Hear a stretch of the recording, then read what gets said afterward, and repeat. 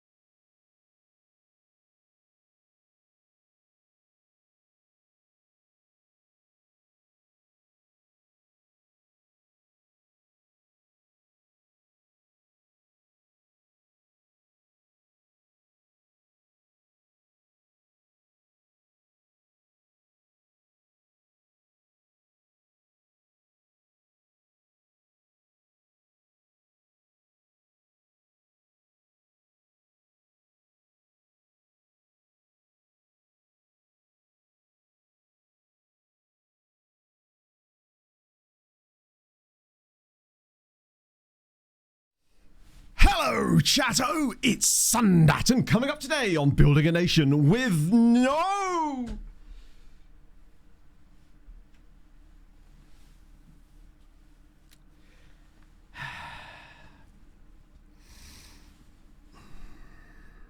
With no. FC no. Of FC Noir. With no. And we're dancing. Make intros great again. Unbelievable.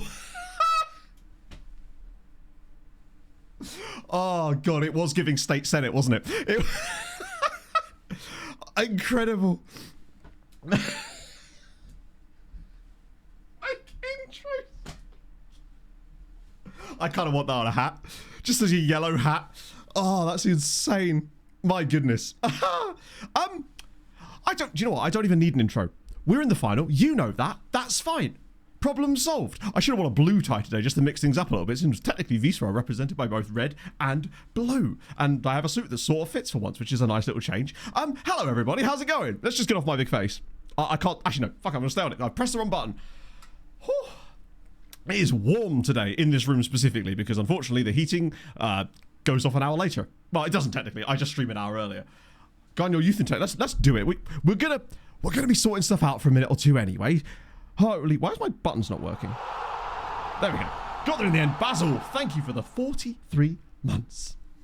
What a day, 43 months, and this might be the most consistent thing in my life. Don't know what that says about me, but never mind that. Smile, last stream was a vibe. As a weekday voddy, it's nice to be here live with the chance to react/help and not backseat. Smile. Also congrats on the Fulham win. Also, as a Chelsea supporter, I don't recognise any football played in the northern part of England yesterday. Smile. Also, oh dear, how about the no Pulisic talk rule? Wait, what did Pulisic talk do? What Pulisic talk? That just sounds like a podcast. I should get accustomed to. I'm not used to being in so many finals. Harvard's gone to. Yeah, I have to. First things first. Before let me just look at James's thing first. I do need to show you something incredible that happened, and I'm convinced that Hadrian had nothing to do with it for once. Right? Salim. This is not it, but this is holy shit. Is he from your youth intake? Good lord. I thought, oh, that's a good signing. Well played. He's like 18, 19. Nope.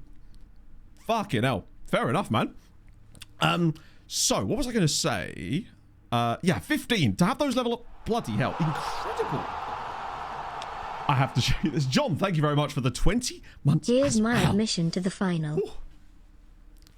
Have to win. I mean, technically, this is the great thing. We are so far ahead of schedule in this save for this level that no matter what happens in this final, we are... Well, I mean, okay, no matter what. If we lost 11-0 and every single player got like a 3-year ACL injury, then maybe that would be a bad sign.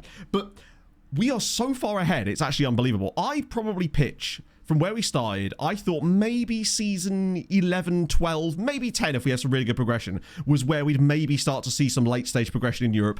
By 12, I'd expect us to be challenging for titles in the Champions League. This is season 7, and we'd never won a knockout round in the Champions League until this year. We'd not even been past the playoff round.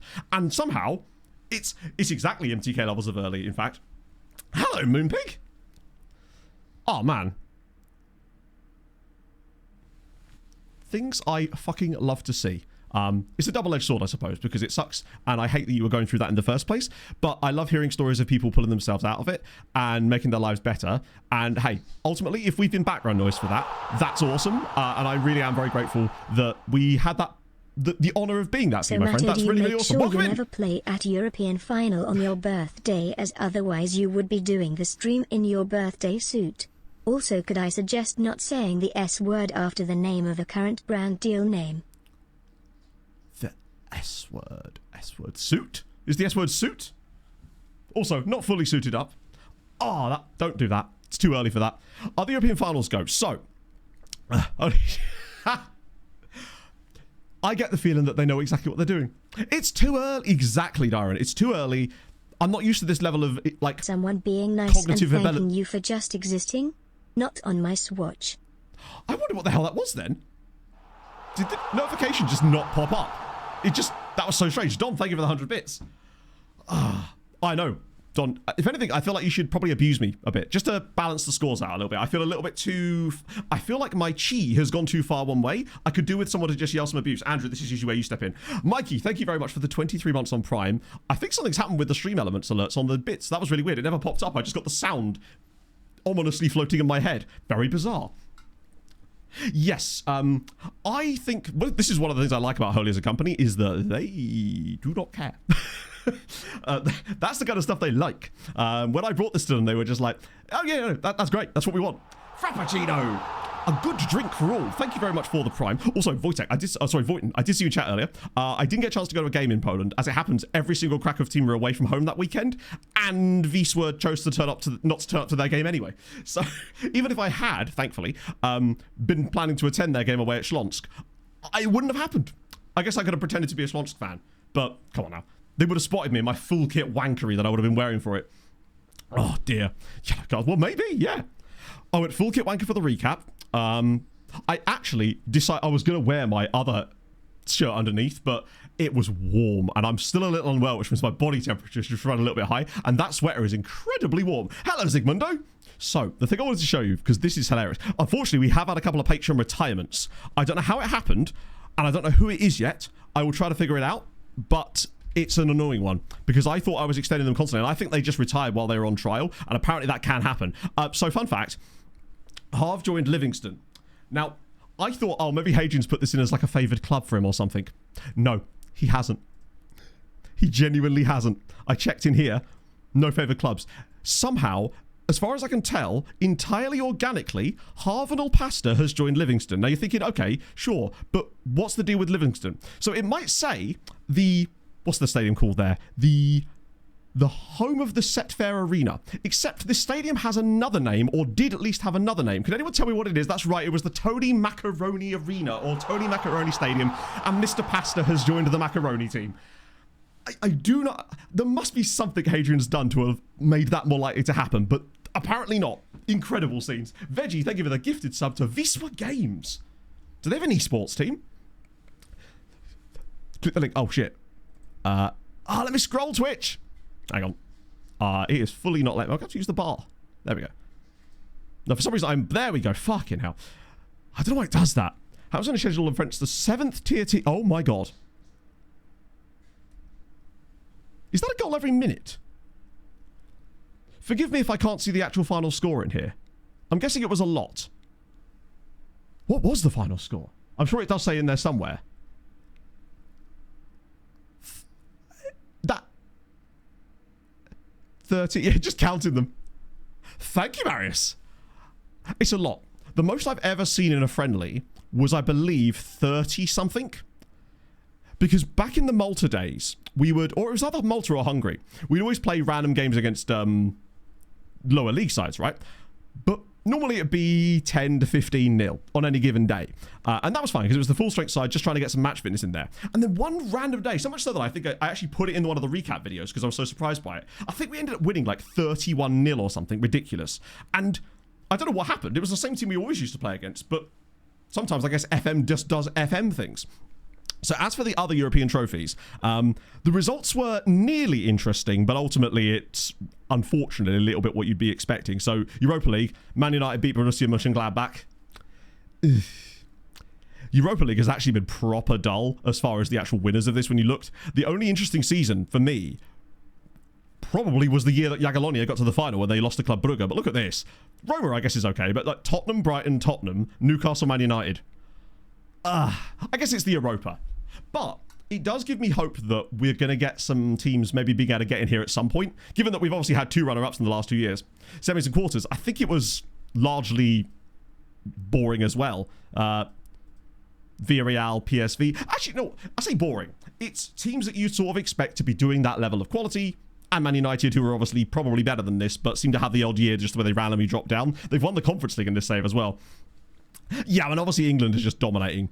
They always do, though. Shouldn't be super surprised by that. This one was a little bit more interesting because it was Sevilla versus Slavia Prague, which is much cooler.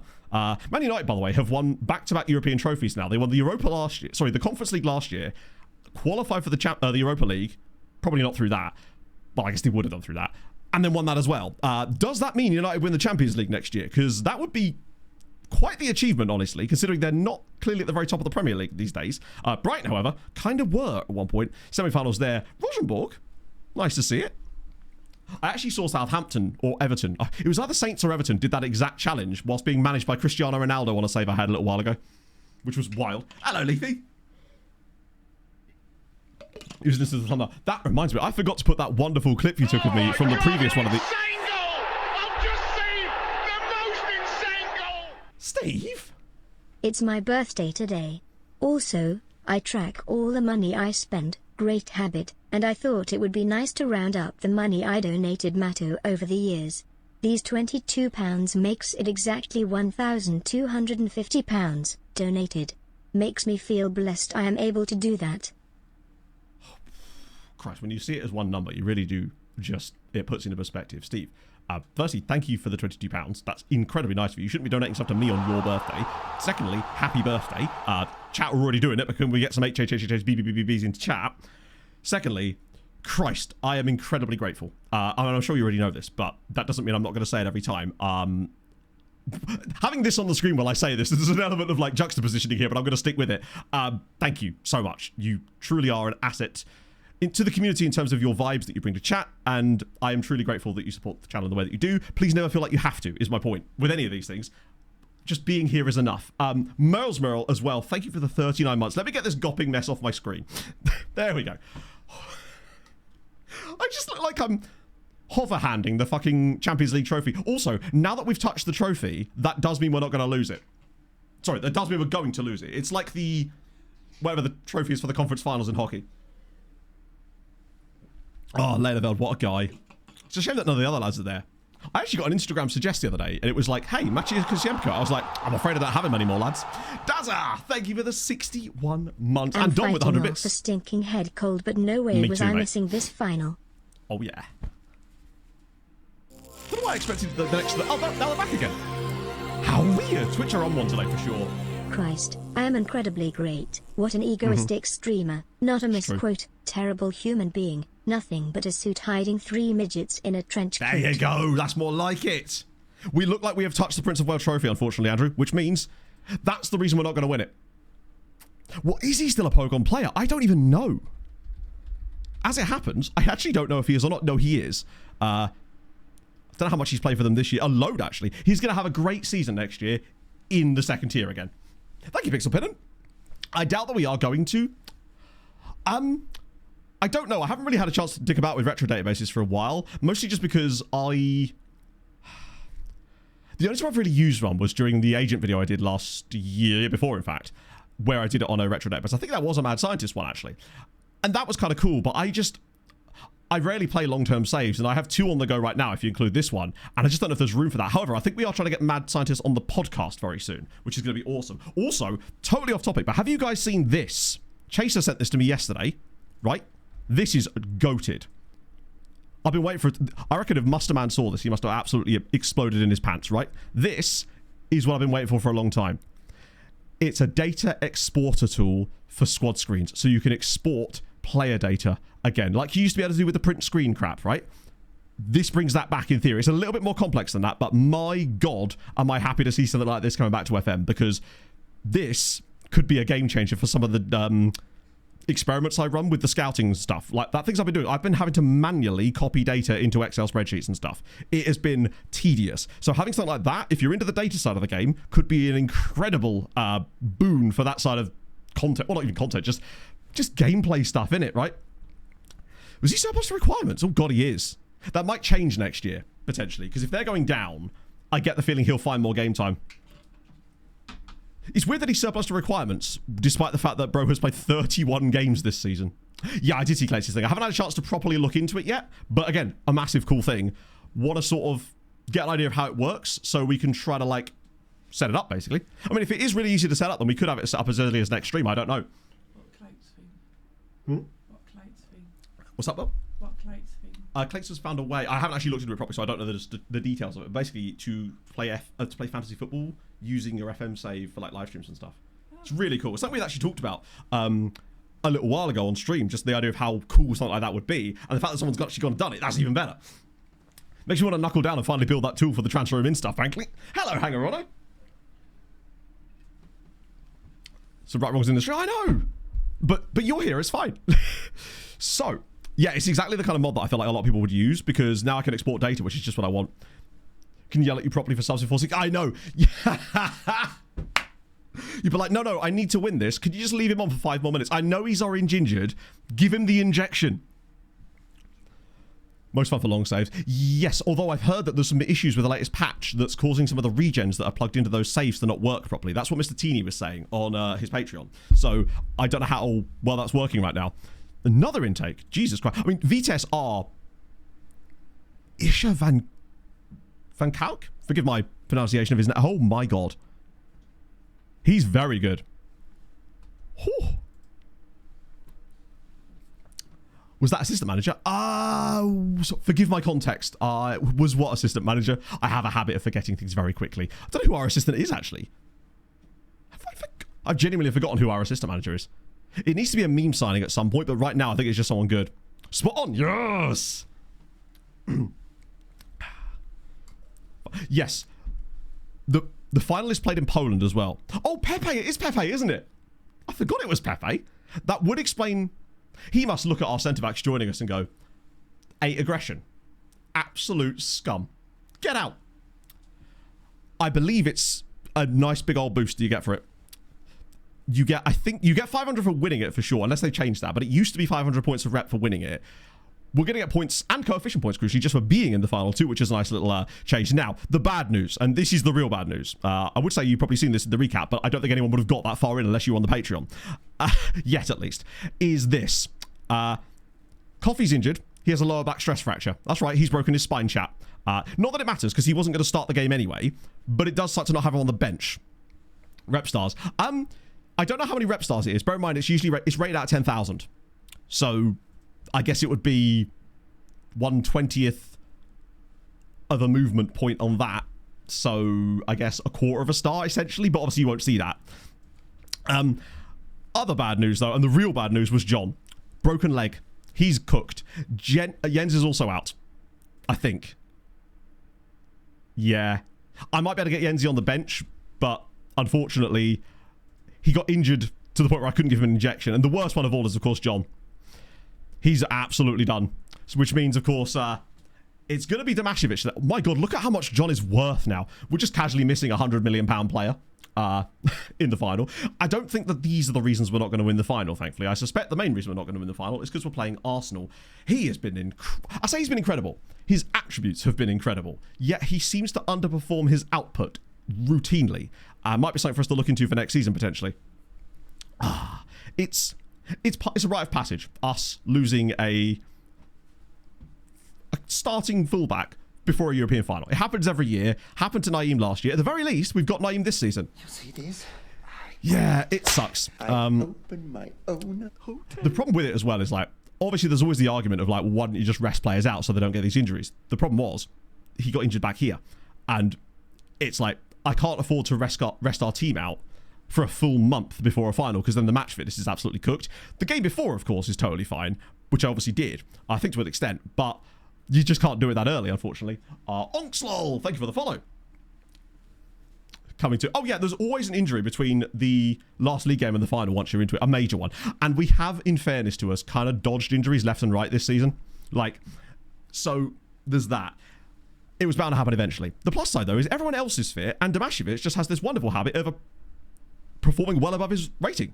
We actually finished the season quite well as well. Like, Catalar kind of hit some form at the right time. Had a game where 3 of our 4 fullbacks scored, which was very strange, and then Catalar bagged a hat-trick on the final day. So if nothing else, bro is coming into this in red-hot form as of late. Like his last 5 games, I thought that was his last 5 games there. He's kind of been chef. I say kind of been chefing. He had an odd one out there, but he's at least been offering more goals than he was before. Actually, it kind of just looks like he's had one really good game, but hopefully he's saving that for today. Who was he wanted by? Let me guess, Spurs. No. Someone other than Spurs for once. Wow, his value has dropped off quite severely there. He has to have 20 anticipation, though, which is very nice. Aiden, thank you for the 53 months. Good morning, Matto and Chatto. Good morning. How's it been going? Haven't been around in a few weeks as we welcomed our first child into the world a month ago. Hope the save has been going well. Mate, no matter how well it's going, it sounds like you're going better. That's awesome. Congratulations, my friend. That's incredible. That's your first as well? I'm surprised you've slept, honestly. Congratulations, man. That's so cool. We did decide on a different one for HHHHBBBs, but in a way, it is a birthday. Literally the birthday, in fact, some might say. So we can't really go wrong there. Yeah, Fulham signing Pepe. I'm really, if that actually goes through, which I think it pretty much has, hasn't it? It's all agreed as far as I know. I think Catalar, it's under here, isn't it? It's 5 cons. One of them's bound to be big matches, isn't it? No. In fact,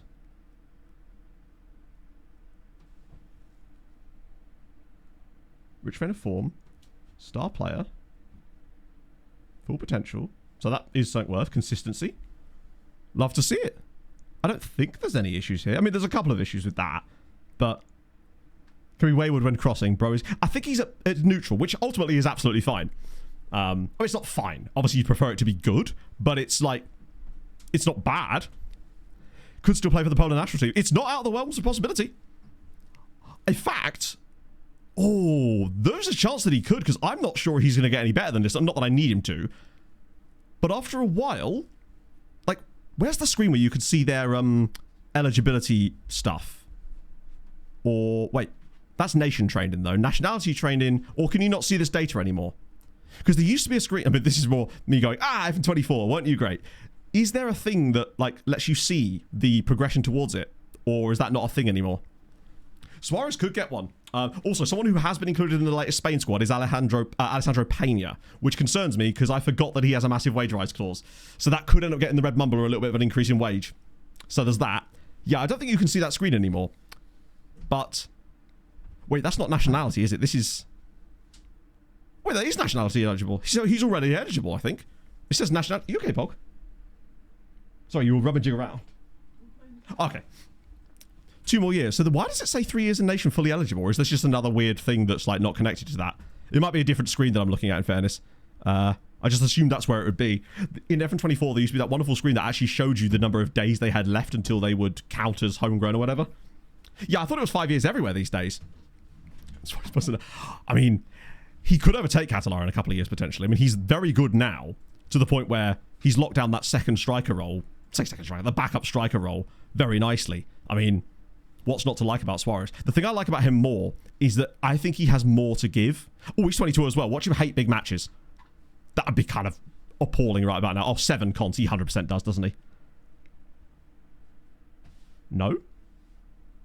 No. Suarez loves a big match. Okay.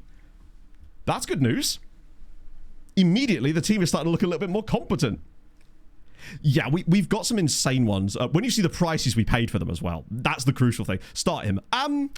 That would be a bad idea, because ultimately, obviously he prefers big matches, which means he's more likely to get a better sort of role, if you like, in this game. But his attributes aren't as good as Catalar across the board. However, off the bench, I think he could be absolutely goated in this game. I do want to check the other players that are around that sort of age as well. Like Michael Fieler's 22 now as well. God, he's good, isn't he? I forgot how good some of our strikers actually are. So he doesn't care about big matches either. Michael Fieler loves a big game too. That's really good news. 3 of our 4 strikers either are neutral on it or love them. The only other player that I'd be worried about is Duru, who's 21, so we don't know yet. Anyone else on there? Dushan? A lot of guys that we signed over that same summer are all turning 22 now. Okay. Dushan doesn't hate them, it seems. So again, that's a solid sign. Basically, the way the big match stat works is that, think of it like their functional on-pitch performance. They're like a CA they get when they're on the pitch. The more important the game is, and the latter the stage and the higher the rep of the game that they're playing in, the more impactful the big match stat will have. So ideally, if you've got a guy who's got terrible big matches, but you're playing non-league England, it's unlikely to make much of a difference, because ultimately those are low rep games and there isn't really letter rounds for the most part, right? Thank you, Hard News, for the 40 months, my friend. Whereas if it's the Champions League final, then they're going to matter way more, and that's why I almost refuse to go into like Champions League finals and stuff with a goalkeeper that doesn't like big matches. Unfortunately, that's exactly what we're going to be doing today, because we have no choice. But I feel like it's really difficult to win European trophies at the end of the day because of that, sometimes. So Pena as well. 2 cons. There's no way he doesn't like big matches. Of course he bloody does. Pena loves a big game. That's good to see, actually. That's a lot of these guys. What about Naeem? I think we already know his, don't we? 3 cons. Loves them. This is a really good sign, actually. It's starting to make me understand a little bit more why we did so well, perhaps, in these knockout games. It explains why we can get to finals. I wonder if our centre-back pairing from last year had no big match likeness. And that's one of the reasons that they struggled, along with our goalie. Yeah, Abdullahi's going to be crucial on this. And we obviously can't see Adrian yet because he's not old enough. Good God, Montparnasse is good, isn't he? So Montparnasse, he's a world-class player. But actually... Oh, he's 21. He's 21. Sorry, my bad. I don't know what it is. I just assumed he's older. Because of how good his attributes are. It actually scares me how good he is for this age. Jumped out of the cup a lot. I guess, but usually with rotated sides. Although we did have that one really unlucky game against Piast. But ultimately, it could also be that those games aren't counted as very high rep anymore. So the tournament rep is actually quite low. So even if it's big matches, they were in the early stages of the cup. So it mattered a little bit less. And maybe they were just getting like bad rolls. Oh dear. Work their way around as well. Big player that... No, so in theory, as far as I know, it's only like a benefit when you start to get to the higher level. It won't make them play worse in smaller matches, although I have always felt like there should be a trait that just says hate small matches. I believe EBFM Bagpuss actually did this exact experiment. That's the reason I know this information. I think he actually tested this exact thing. Oh, we do know Adrian. Okay, this is crucial. Both of our starting centre-backs now are old enough for us to know this information on them.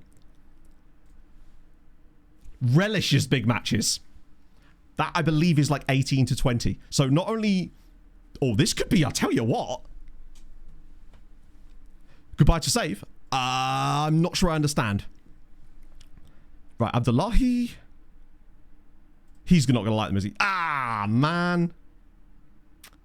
You know what? That's okay. We've got 1 out of the 2.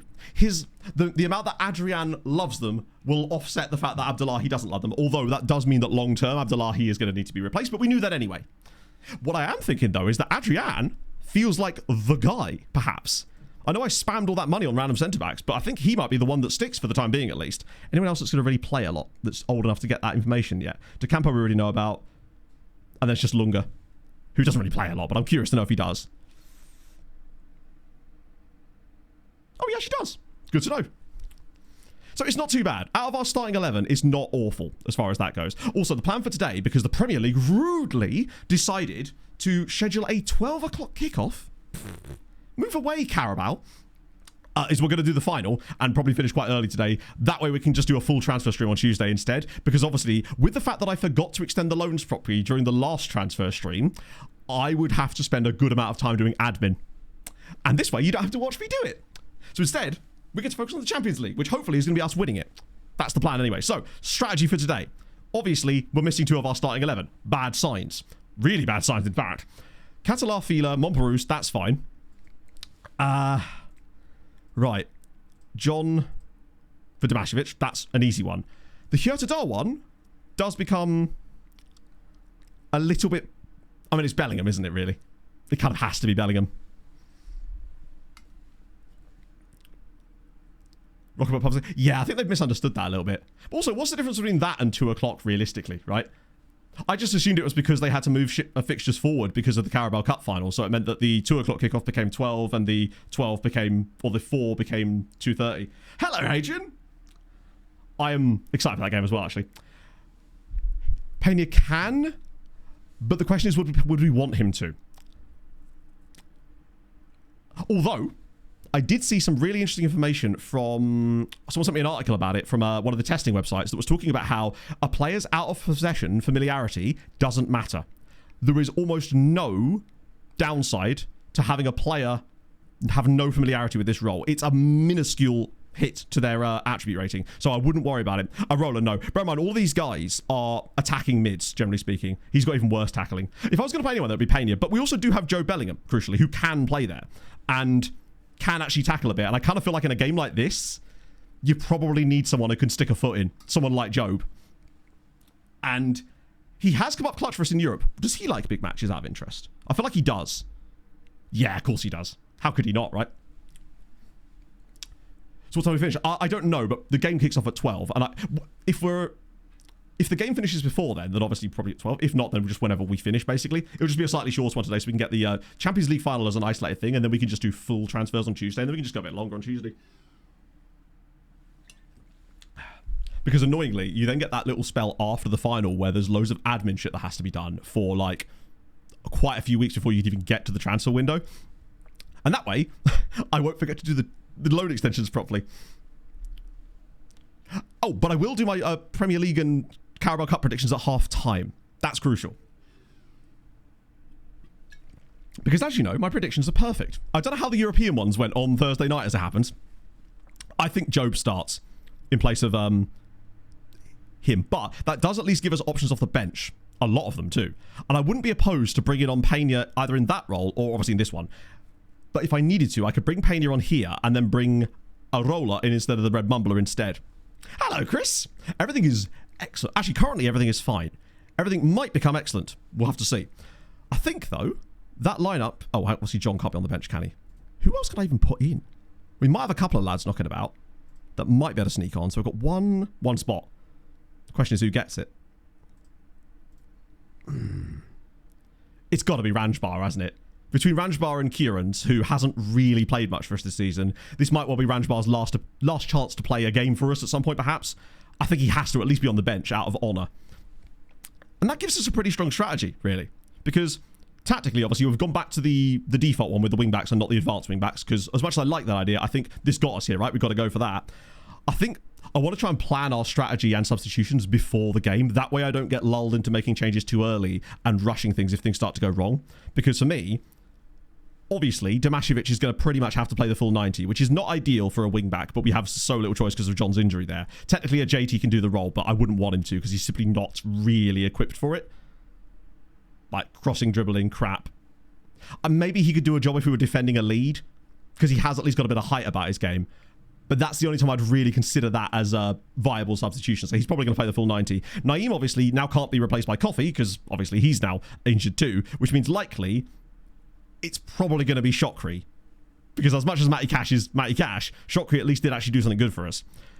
The striker substitutions, they make themselves. We've got Duru and we've got Suarez on the bench, so we can make double subs if we needed. Yeah, we'll do a prediction point as well, actually. I'll do that now before I finish my rest of these not transfers, these setups.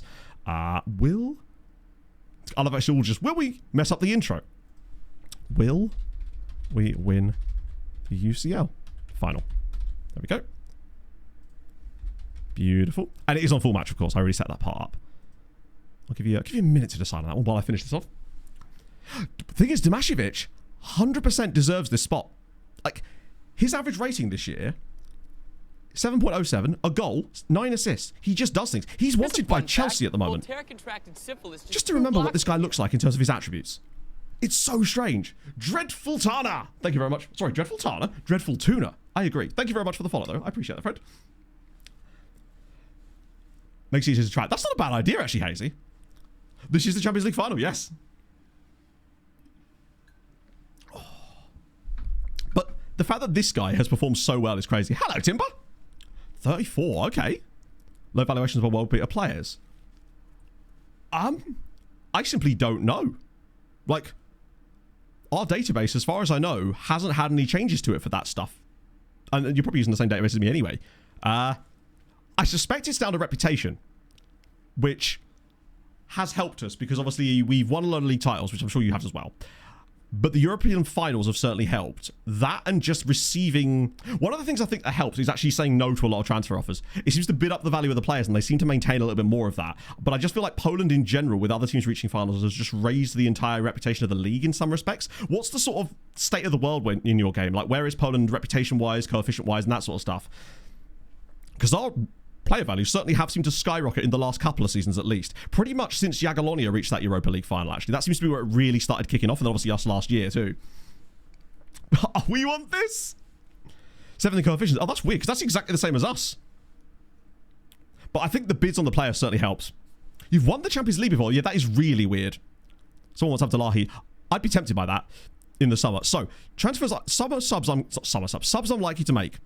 Duru, for sure, is going to be coming on at some point. So is Suarez. Herrera probably not. Pena in there as well. We'll keep those guys towards the top. Shokri almost certainly. Then it gets a little bit more sketchy. I think that's fair enough. Duru, Suarez, Arola, Pena, and Shokri are likely to be our 5 subs. Unless we get a 6th one. Then it comes to like, do we want another midfielder? We've got loads of options there. Then it kind of a bit more free fall. High consistency. I think he must do. Is he even old enough to have big matches yet? I keep forgetting he's only 21. That's shocking that he's only 21.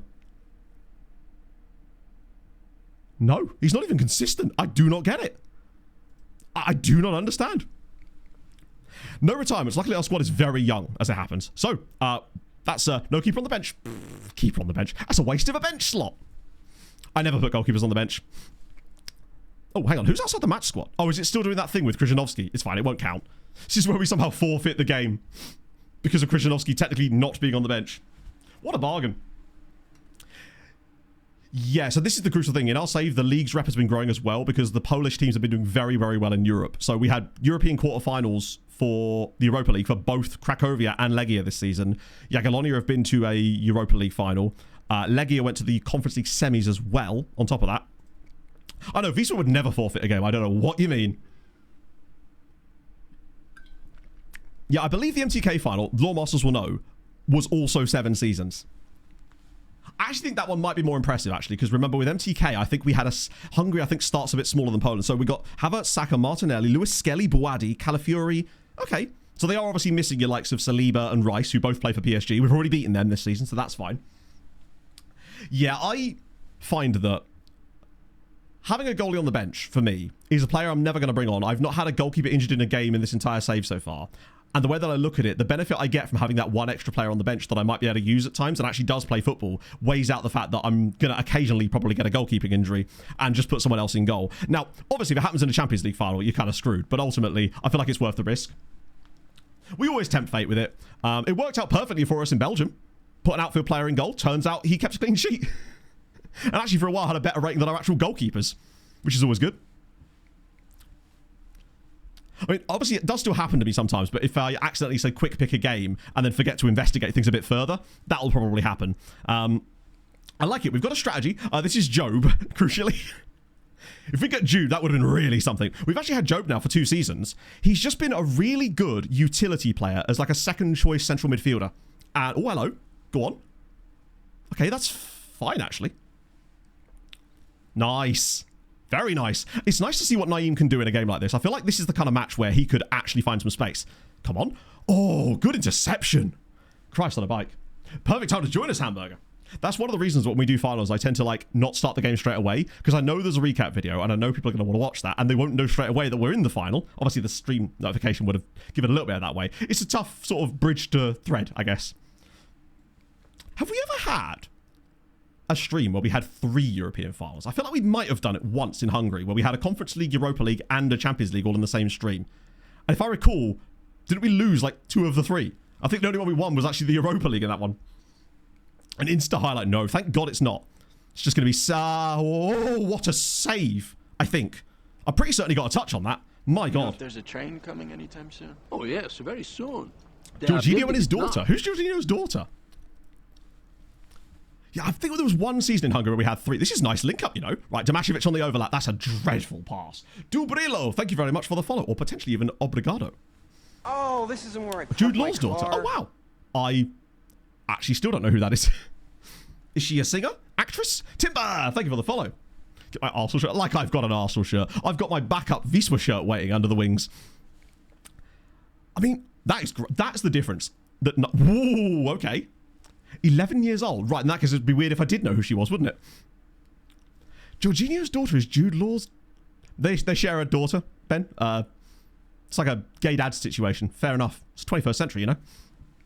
Uh-oh. Naeem does still get caught out sometimes. However, I feel like he gets back faster, and it's these transition plays where we're going to be absolutely crucial. Beat up by her? What, when she was younger? Or... Because that seems like an unfair fight. Like, I'm not a betting man, but I don't know. I think of the 2, I'd be taking Chapel Roan in that. Well, I wouldn't be. That would be crazy. She'd beat me up. I'd be like, no, miss, I'll join the Pink Pony Club, all right? team in an economy that had the best players and all the stuff win all the time. It's only kind of AI that makes the game harder. Not really, because ultimately FM doesn't try to balance difficulty up. It's essentially what it wants to be, and it doesn't do this perfectly, of course. It tries to be a footballing sandbox, so ultimately the game is as hard or as easy as you, the player, want to make it. This is a great touch for Naeem. Go on, have a shot. Oh my god. Oh, hang on, remind me. Sorry, I forget that with the finals you can actually put these up. So really, you kind of have to impose your own restrictions. Unfortunately, Rodriguez, it was an injury. John broke his leg, so Damašević, who is a player I'm very happy with, did get forced into the squad. Jorginho versus Chapo. It's Jorginho's stepdaughter, who's also... Wow, I'm learning so much today about celebrity culture. Didn't think that would happen 5 minutes into the Champions League final, but here we are. We actually found a guy called Job the other day. I can't remember what his actual full name was. I believe he was Brazilian. They usually are. Oh my god. Those are the tackles I always worry about. Security guard accused is a harassment for smiling or is it? Jesus. Do you know what? It's one of these times where I feel like it's okay for me to not have an opinion on it. Do you know what? Sometimes the best opinion is I don't have one. And I'm standing by it. I would pretend that I'm not well informed on this, and I'm not. But also I feel like if I was, you'd think less of me in some respects. So I'm going to claim it. Proper educational stream, yeah. Oh, go on. Tell you what, we are finding some spaces here. Oh, have a shot there, maybe. In fairness. Actually, no, if that's Job, he really should be shooting because Jens is usually in that position with free reign to have the occasional pot shot. But I wonder if Job has just slightly different attributes that means he's not going to do that as frequently. That is a ball and a half. Come on. Right, sensible.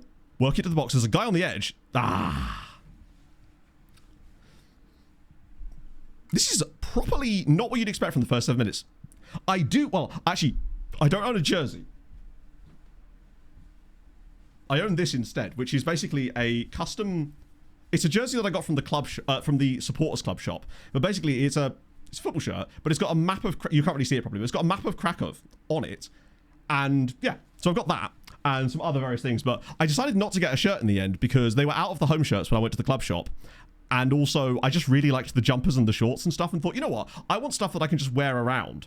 So I decided to buy that instead. Ended up buying even more than I was planning to, as it happens. So, I spent a little bit... The problem is, when it's in Zloty, you're just like, hey, this is not real. And then you realise, oh no, that very much is. It's just really big number. Even bigger number, in fact, than normal. Aha! Thank you for the follow. Cooper, no, I think we look pretty solid so far. Like, possession's relatively equal, which doesn't always work in our favour, but at the very least, it'll allow us gaps in transitions and stuff. Job looks fine. Naeem's doing Naeem things. I mean, his average rating is already up to a 7 inside the first 10 minutes. It's the dream. Damašević, you know, he's never going to be able to put... I feel like Damašević is one of those players whose average rating is relatively low, but then he just does things. And so he gets a good average rating overall, but he doesn't gain it through, like, the smaller actions. His actions are usually either an assist or a goal or something like that. Rather than, you know, a key pass here, a dribble there. He does that instead. Oh, it is a corner. In fairness. Like, 2 shots so far already. Arsenal have had that one chance, which I think was actually saved, yeah. I do like this tactic. Oh, dear. I think it just looks nice, doesn't it? Like, the football, the little triangles that we play. I like seeing the centre-back push up in the midfield. It's just good. Not... Yeah, I bet. I mean, to be fair, Krakow was definitely an affordable city to go to. It was lovely paying like £3.50 for a pint or whatever. That was delicious. Like, in here, the cheapest pint in the city is at the football, and it's probably like £4.50 a fiver maybe, but anywhere else you're gonna get, and once you get closer to Cambridge, my god, the prices you pay for a pint in Cambridge. And that's just your bare basic kind of stuff as well. Nothing of your fancy shit.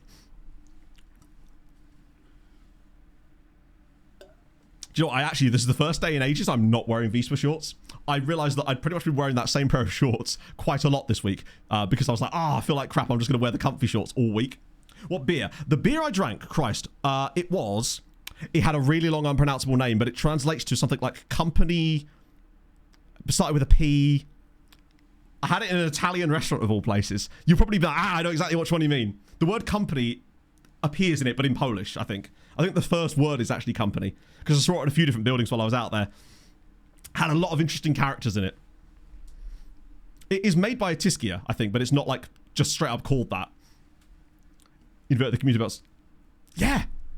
It kind of, yeah, it's like a companion skill. I don't think it was a Pilsner, yeah. Yeah, I can't remember exactly what it was called. It was 3 words, I think. Ends in P. Well, the word for beer, if I recall in Polish, is... Oh, I forgot what it was. I learnt that one, obviously. Honestly, Adrian, the closest we have to that literally is the football club. That's why it's... And a good cheap pint. Pivo, that's it, yeah. 5-1 winners. Actually, the last time I went to see Ely City, we won 8-1. Biggest win they'd had in years. I took AJ from chat, and we had a great time. It's because nobody works here, Adrian, you see. Everyone's a graphic designer. That's what it is. We were looking at house prices, walking around. Pog and I went to town yesterday just for, like, you know, not even errands, just for a bit of pottering about. Went to get some pizza, went to get some coffee, you know, the usual stuff. But there's a lot of estate agents around the sort of market square. And we're just looking in the windows going, yeah, I'm never buying a house in my life, am I? I'm going to have to win money or inherit. That's it. That's the strategy. They can pry this house out of my cold, dead hands, damn it.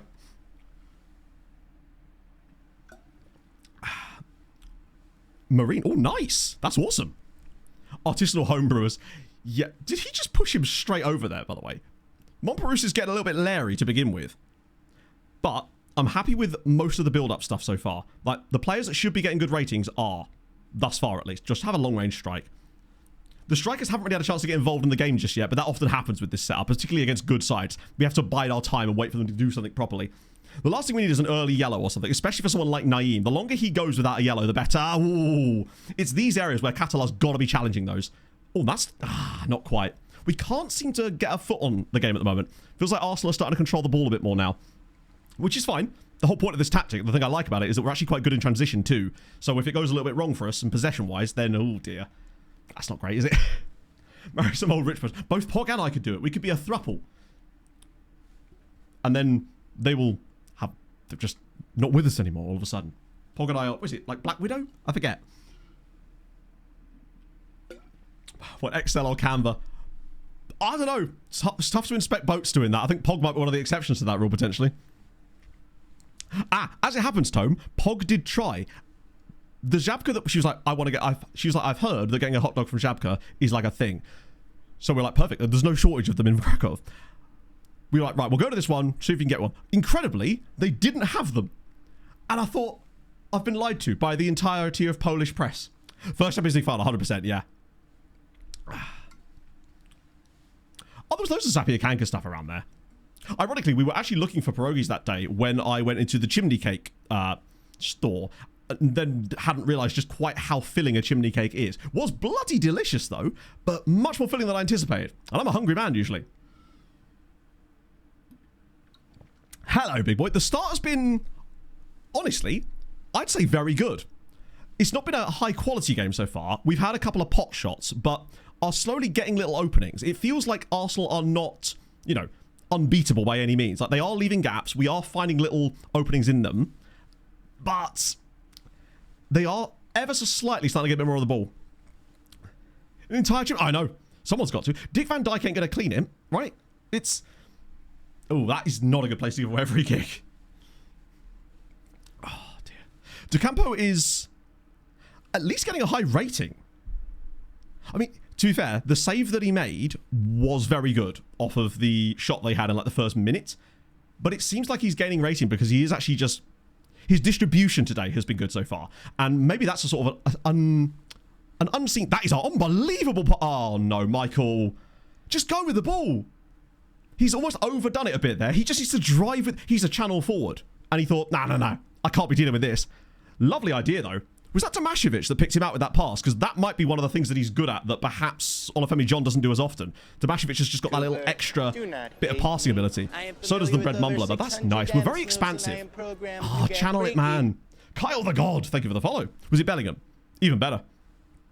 Having him step in like this. I think that's the other thing. Oh, hello. Montparnasse into the channel. Nice. Take your man on. I like the way they actually put their hands behind their back there to avoid giving away the penalty. No one is playing horrible. Nobody's actually dropped into the 6.5s, crucially. We've got a couple of guys improving. I wish on this screen, on the match stats thing, you could have a bit more expanded stuff and see things like your like best performers, average ratings between the two sides. So you could basically go, oh, I see, our average rating is 6.71 and theirs is, just to see if anyone's sort of sticking their head above the parapet a little bit. Seems tired though. He does. I wonder if he's taken a slight knock, but there's nothing we can do about it if he is. He has to play the full 90 pretty much. Such is the issue with the injuries that we got in that position. I think he maybe doesn't have the best match fitness or something. No, not match fitness, but his like stamina. 13. It's not, he shouldn't be this tired this quickly. I think he may have just taken a little knock, or he's just, the role that we're asking him to do does definitely require a lot of running. And it's why usually I replace the fullbacks around about 70 minutes in games, because they're usually spent by then. But unfortunately, due to the injury, we have had no choice in that matter. In fact, that's on both sides, because we're going to have to bring on Saeed Shokri on the right at some point. So hopefully Naeem can... Oh, shit. Right, he'll shoot from range. Oh, good blocks, lads. The relegation 6 pointer today, yes. I've got predictions coming up for that. Remind me at half time and I'll do my infamous predictions. But also, Forest fans, you're welcome. I predicted you to win and you did. Just about. Do you know if there's a train coming anytime? I'm claiming credit for it. Yes, very soon. Okay, if Odegaard's peeling to the back post, that could actually be a problem. Because Tomashevic isn't the tallest of lads, whereas Naeem actually has a little bit of jumping reach on him. He scores a weird number of headers. I like that he's constantly going to Tomashevic from these goal kick situations. I wonder if that's because Bellingham's on that side, and technically he's the playmaker, but that is bad. Your local Squire. Thank you very much for the follow, my friend. Welcome in. 100%. I mean, if they lost to Forest, I think, would West Ham have to get a point as well? Or at least a point. Timber's finding a bit more space there, and they're definitely targeting those back posts. But there's not a lot we can really do about that, sadly. Naeem, we'll just have to let him deal with it. Uh-oh, get out to him. That's fine. They're predominantly shooting from range. They are starting to have a couple of shots now, though. Like, does he do the same thing again? I'm curious to see if he distributes this the same way. Because in theory, he should just be popping this into Seaman Bank. Okay, he's gone shorter this time. That might be a bad idea. That's not bad. We've tried it on the other side. The downside is Naeem's clearly our best attacking threat down this wing. And by constantly distributing that side, I wonder if we could distribute to Naeem instead as an option in the second half. Because I know you can choose specific players there. And that, obviously they might move over to that. But I wonder if just getting him the ball earlier and just building up down the right a bit more could work. The Danish League. I know that FC Copenhagen are in the relegation group for like the first time in a while, which is bizarre. Oh, he's committed himself again. He's struggling a little bit today. But my hope is that he'll just come good for us at some point. Right, good clearance there needed. Nice. Right, bring it away. That's better. Oh, that's much better, actually. We haven't really got in their half for about 10 minutes now. It's been a real struggle getting forward. Okay, this is better. Ah, really good. West Ham probably the favourites. I mean, Villa have definitely been caught up with the XG monster for sure. It giveth and it taketh away. And I know they've obviously got Europe on their mind as well, but I still think that Villa are a very good side, frankly. Slugs, thank you for the 44 months, my friend. How are you? On this actually quite lovely day. It's turned into a bit of a nice one now. It was kind of crap this morning. Hello, Goosery. We might be needing that luck, as all of our chances really came in sort of the first 7 or 8 minutes. And since then, it's been very much all Arsenal, which we expected after all. We are incredible underdogs in this game. Honestly, if you said to me, fuck it, take a 0-0, have them at penalties, you never know. I'd give it a go. God, he pushes up a lot here, doesn't he? He's going to get through a lot of work. That's a good ball in. Oh, my goodness me. That is a great touch. Is that Naeem again there, I think? Champions League final it is, yes. We went on an absolutely mad run last stream. After, you know, we beat Bayer Leverkusen. That was expected. Not expected, but, like, entirely you'd go, yeah, fair enough. But then we beat PSG on penalties after an incredible performance at the Parc de France. Still a bit fortunate on the night. But then we played Barcelona off the park in Poland. We absolutely annihilated them. Only won the tie 4-3. But in the second leg, we had like 2.7 XG to their like 0.3 or something crazy. Like truly dominant performance. That's better.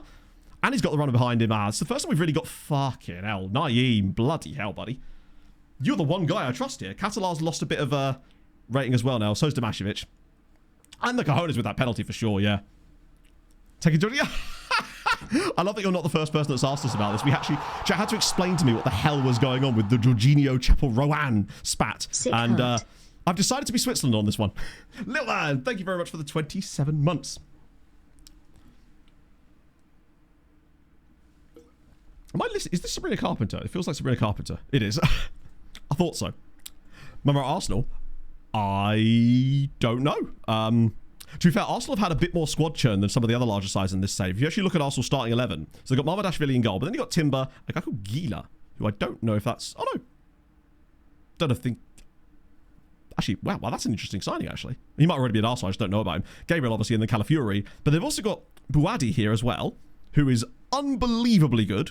Christ, he's extraordinarily good. With Lewis Skelly as a lovely little double pivot there as well. I don't know what their bench looks like. So their bench have got Jorgensen, Alex Jimenez, Belaba as well. The double pivot. Michael Duffy. He sounds like a regen. He sounds like a regen that's caught in headlights there. My God. Loic Bade. They've got... What a great name this is. Chinamerem Basil. Great name. Then there's Wesley Liam Muir. A guy called Eldon Modeste. Love that. William Bauer. Tyler Dibbling. Jesus Christ. And then lastly, of course, this guy here, who we all know about, despite his absolutely appalling haircut. Bart Thirion. He's quite decent. He was, I believe, at Anderlecht before then, but we spotted him before. He's very good. This is an Arsenal side that, as far as I know, aren't in like the title race. This is it's season 7, so I think 2032. I always lose track of what actual in-game year it is. I just go by the season, but yeah, season 7. We'll go and win it. That's actually a bit better. We should find a pocket of space, and that is not it. That was our first little foray up the pitch in about 15 minutes. Be nice for Damashevich just to have a little rest, frankly. He does sound either like that or a little bit Game of Thrones, potentially. Oh yeah, we do full games for finals. At least until such time as you win so many finals and you win so many of them that it gets dull. And believe me, first Champions League final was always going to be a full matchy. Mostly just because I just enjoy it, frankly. You see things in the tactics that you wouldn't normally see. And sometimes that's for a good reason. Okay, this is a little bit... I thought that was sailing in, to be honest.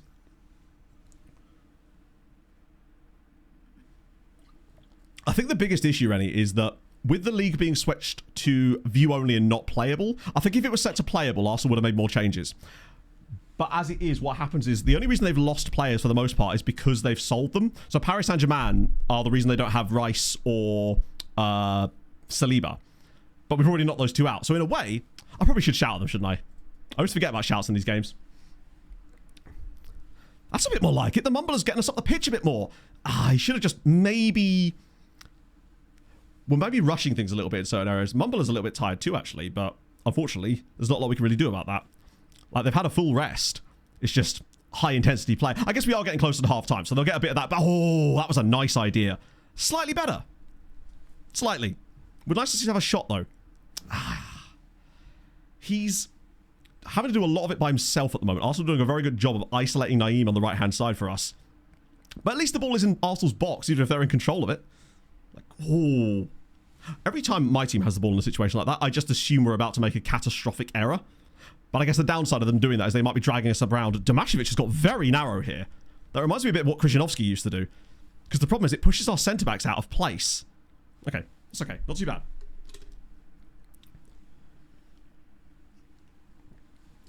Job's actually doing a reasonable job so far. It's just the strike force at the moment that aren't really...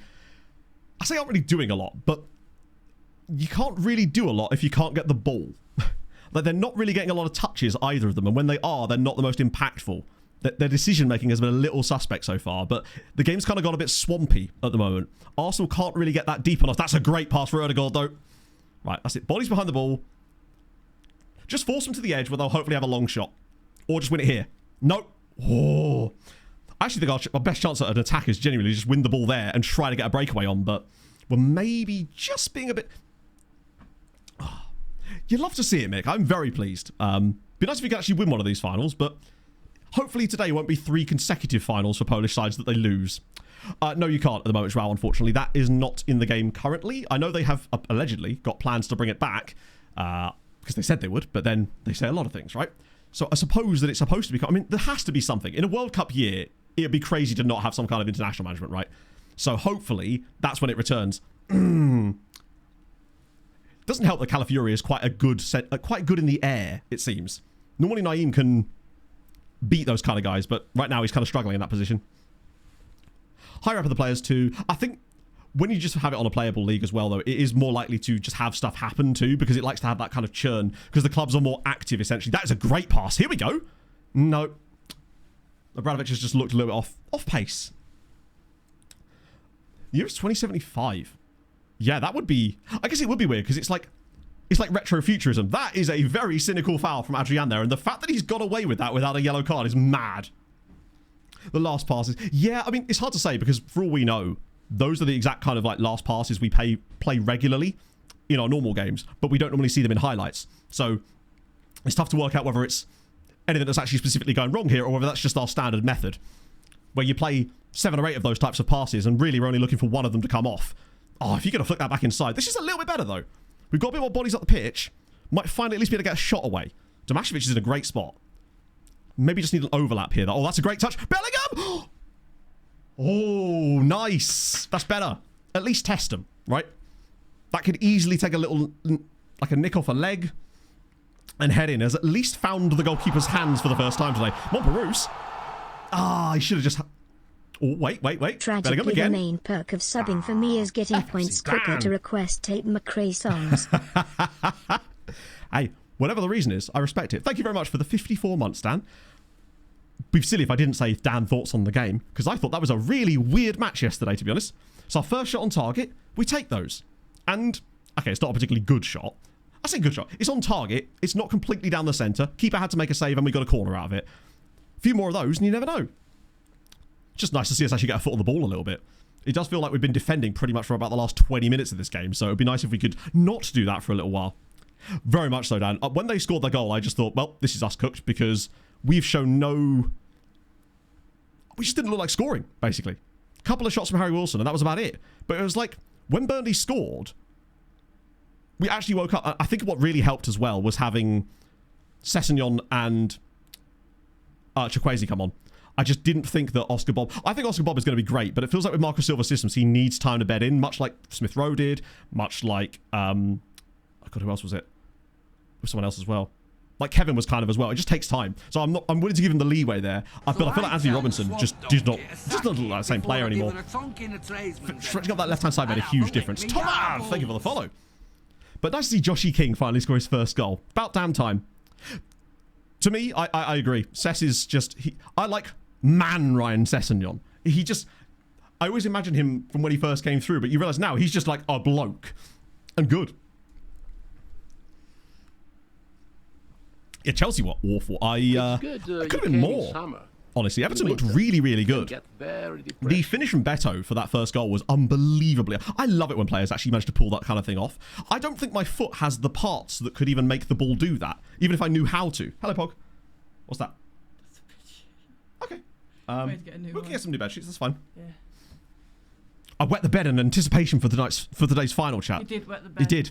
I'm a certified dog thrower bet wetter. Bet wetter? It's me. Jesus Christ. Oh, is that... Hang on. Is that stalked?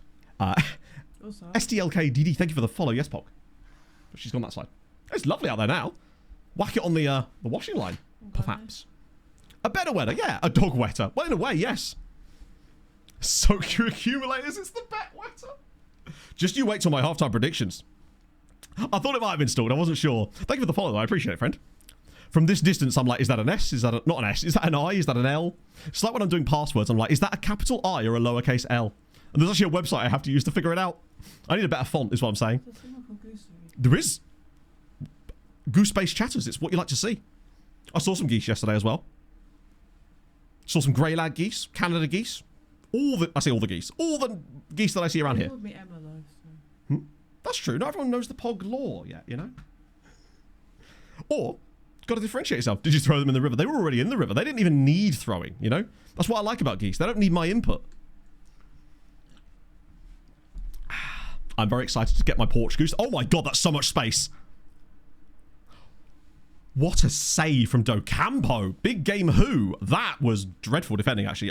It looked like Abdullahi just got absolutely cooked then. He truly just completely forgot about his defending stats. That was, wow, very good. A Porsche goose? Yeah. Thinking 918 maybe? That was a big save. I think he really should have scored there, to be honest. If anything, that's more of a miss from the Arsenal player than it is from a save from Docampo. But he's done the right thing, got his body in the way, stood strong, and I think we're going to be on the upper end of this for a bit more today. Okay, right, now, finally, a breakaway. That's okay, we've only got one player in their half at the moment, though, so he's going to have to do a hell of a lot of hold-up play. Nice. Isn't surviving the full 90. Well, he's got no choice. He may not survive the full 90, but he will be on the pitch. Even if we have to, like, weekend Adrian's him around the entire left wing of the team, he's going to have to make a decision there. I think the halftime break is going to be very, very important for him. He ain't coming off. We don't have another left wing back, so this is his game, unfortunately. This is where we are not quite as strong as Arsenal in terms of depth. And he isn't really the first choice either. He's just going to have to knuckle down, I suppose. What he needs at halftime is some amphetamines. Harsh on yourself. They were already in the river when I got there, I promise. Much like the dogs. Throw a winger in there. Yeah, but the problem with the system we play is that we don't have wingers, because obviously we don't play them in the system, so we really don't have any. The only player that could really do that, and he can't, is Arola, because he technically can play as a winger. And there's a JT as well, but he would offer us absolutely nothing. Like, say we did find ourselves in a position to win, or even to get a draw, I would probably throw a JT on and shut it down there, but that's the only real option we've got in that role. It really is just a case of he's just going to have to play loads, basically. If John hadn't broken his leg, none of this would have been a problem. Damašović is usually the guy I throw on when someone's tired. Just get meth in the halftime oranges, problem solved. Like, make him supercharged Chris Stingle. That channel pass is just getting tracked every single time. Catalan's not getting on the ball. But I think what's happening is they're losing rating just because they're not actually having an impact on the game, rather than because they're doing anything essentially bad. Oh, that's bad, though. Banks just let Havertz take the ball out of the air there. Hello, Renaissance. Okay, half-time. This music actually feels weirdly appropriate for some reason. It feels like the movie Goal. So, what are Arsenal doing? So, Luis Skelly is definitely the man running the show for them in the midfield, it would seem. Martinelli's getting absolutely no joy. Wow, look at this system. Havertz has done nothing. It's interesting that Erdogan is actually pushing up out of possession. It is a bit, isn't it? Right, predictions. Okay. So, we've got Carabao Cup final, and then there's 3 Prem games, right? I believe. Obviously, you've got to start with the Time Weir derby. Is it home or away? Is it home or away? Well, one of them is going to be at home, Matt. Is it being played at the Stadium of Light, or is it at St James's Park? St James's Park. Right. Sunderland have had some weird games against Newcastle lately, it seems. Like the first one as well, with the own goal. It's played at Exeter. I'll be there with that Barcelona fan. Easy to navigate the menus. Mostly skin, Rob. The skins will definitely help with the navigation for sure. Tonali's also out. I'm saying 2-0 Newcastle.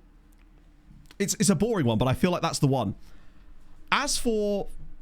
what are the other fixtures? I need to get the actual fixtures up so I can see them properly, rather than trying to just deep it without actually any knowledge, which is what I'm doing anyway, I should stress.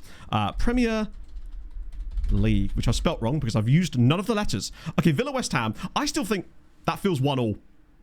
It just feels 1-1. West Ham are just picking up little points here and there at the moment. Villa, the XG monsters, catching up with them. Tottenham Forest. I hate to say it, but I think it's going to be a Tottenham win. They've looked a little bit better in some games lately, and I think there might be just enough there with the way that Forest can't seem to score goals that often. I'm feeling 3-1 Tottenham. Couple of early goals. Forest get on back before half-time, and Spurs grab another one on the break in the second half. Also, what I mean by that is, sorry, Spurs fans, I have just put you in the relegation zone, but I have to be honest. I have to be honest. And as for the Carabao Cup final, I was about to ask who was at home there. I think it's 1-0 in extra time with a set piece from Arsenal. It will be one of the matches of all time.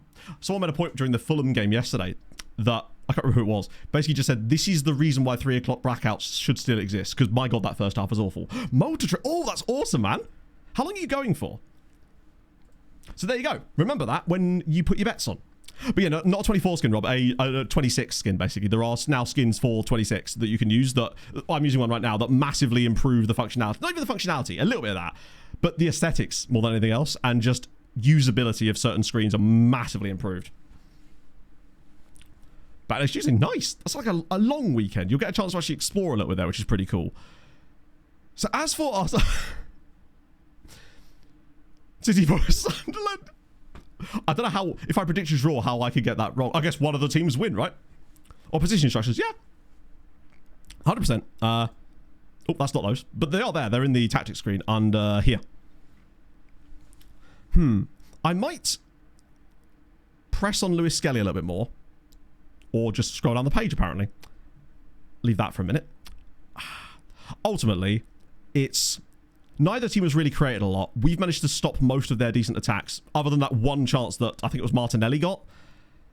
The strikers haven't done a lot because they haven't got the ball. I think as things go... As the game stretches out, they'll find more spaces. And if they don't, that's fine because we've got 2 strikers on the bench I'm happy to bring on anyway. So I think planned changes really are no real changes to that. Yeah, Songbot does take a little while sometimes now because of the Spotify rate rules, unfortunately. Yeah, Rob, there's been a huge set of changes now for it. They're not official skins, obviously. Not that there ever was, but there isn't like native skin ability. You have to change some of the game files, but people have figured out how to do it, and it's really making a lot of difference. You're right, just meant. The thing with the United one for me was that I honestly don't think either of them were... And by that, I don't mean both. I mean the Bournemouth and the United ones. It feels like when you lean on someone like that, you're just stronger than them. But ultimately, if one of them's a pen, the other has to be. And if one isn't, then the other can't be. That was my sort of logic to it.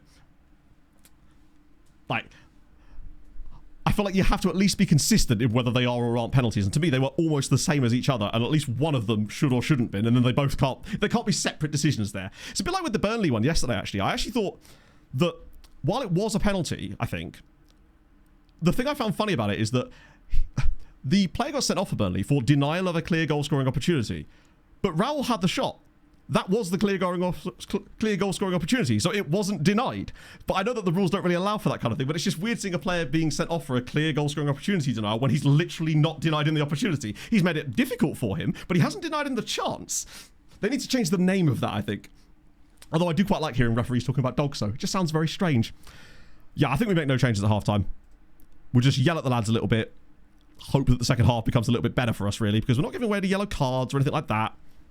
He denied him the chance of denying him the chance of a dog, so opposite. It's not as obvious as it used to be, captaincy. For a while, you couldn't access it properly either. Mildly ruined European knockouts for me.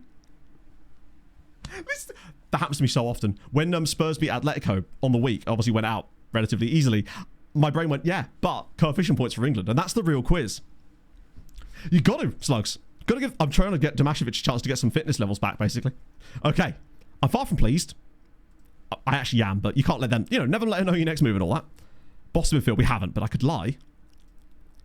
Yeah, it's exactly the game. It's the epitome of just doing it for the coefficient, right? Okay. Yeah, I think really, we're just going, give them 60 minutes. Gotta get your fantasy points. Swip these two out. Can't really do much about this. Maybe make a central midfield change as well. Perhaps bring Pena in either for, maybe even for Obradovic, honestly. Or something like that. And then we obviously leave Naeem as long as we can because he's so good. Tomashevic is just going to have to... The only change I'd maybe make is I want to save maybe a last 10 sub. So if it is still a draw, or we're winning somehow, I can take off Tomashevic and bring on a JT. But at that point, we're essentially saying we don't expect to score another goal here. And we have to make sure we do that at the right time, I guess. Okay, second half, let's crack it. Moderate negative impact of a potential goal. There you go. MNIPG. The Nipig. It doesn't roll off the same way, does it? They need to think about these things. Always think of the syntax. Oh. Both for RZ. Too bad. Yes. I rarely run into that just because usually... But the time any team I'm managing is in a position where I'd come across the team sheets on timelines in matches that people care about. It's not really a thing. I guess the closest is seeing random Plymouth players that I manage on my other save randomly pop up in references to things, especially players that my DOF has signed, like all the goalkeepers. So basically any goalkeeper in Europe, pretty much. And the striker he signed from Lyon on loan, which was actually really, really good. The Moon Pig, there you go. Problem solved. Oh, speaking of problem solved, that is not it at all. Oh, Christ, that's out of play. It's fine. We've dodged a bullet. We're all right. I'm very impressed with Job today, though. And I think of the two, obviously, it would probably be Obradovic that comes off because, one, Job is fresher. And he's just played a lot better than him today. There's just no two ways about it. He's got to be fine. There we go. He's just always offering himself for a pass. Not yet, Chaser, because the video is one video, so I can't release it until it's done, basically. It's not a series, because I don't really like doing series for the most part, in that sense. Not with something like that. The running thing might become a series, just because it would take so long to make that I would want to test the waters with it first, in a way. That, and I've just been working on the scouting thing, which is now going to be several smaller videos, so I actually get them finished. Should be one of those midweek, in theory. Particularly now that there's that new data extraction tool for FM, which means I should be allowed to actually get stuff out of my tests way faster. So I'll probably finish that tomorrow, get that out maybe Wednesday. And then I might still be doing a sponsored video. I'm not sure yet. We'll have to see how that comes around. And I'm doing a focus group on Wednesday, which is very strange. Yeah, thank you for showing me that, Chase. That's incredible. I haven't actually had a chance to install it yet, but I just thought this is exactly what I need. Focus, I know. It's like, have they met me? But apparently I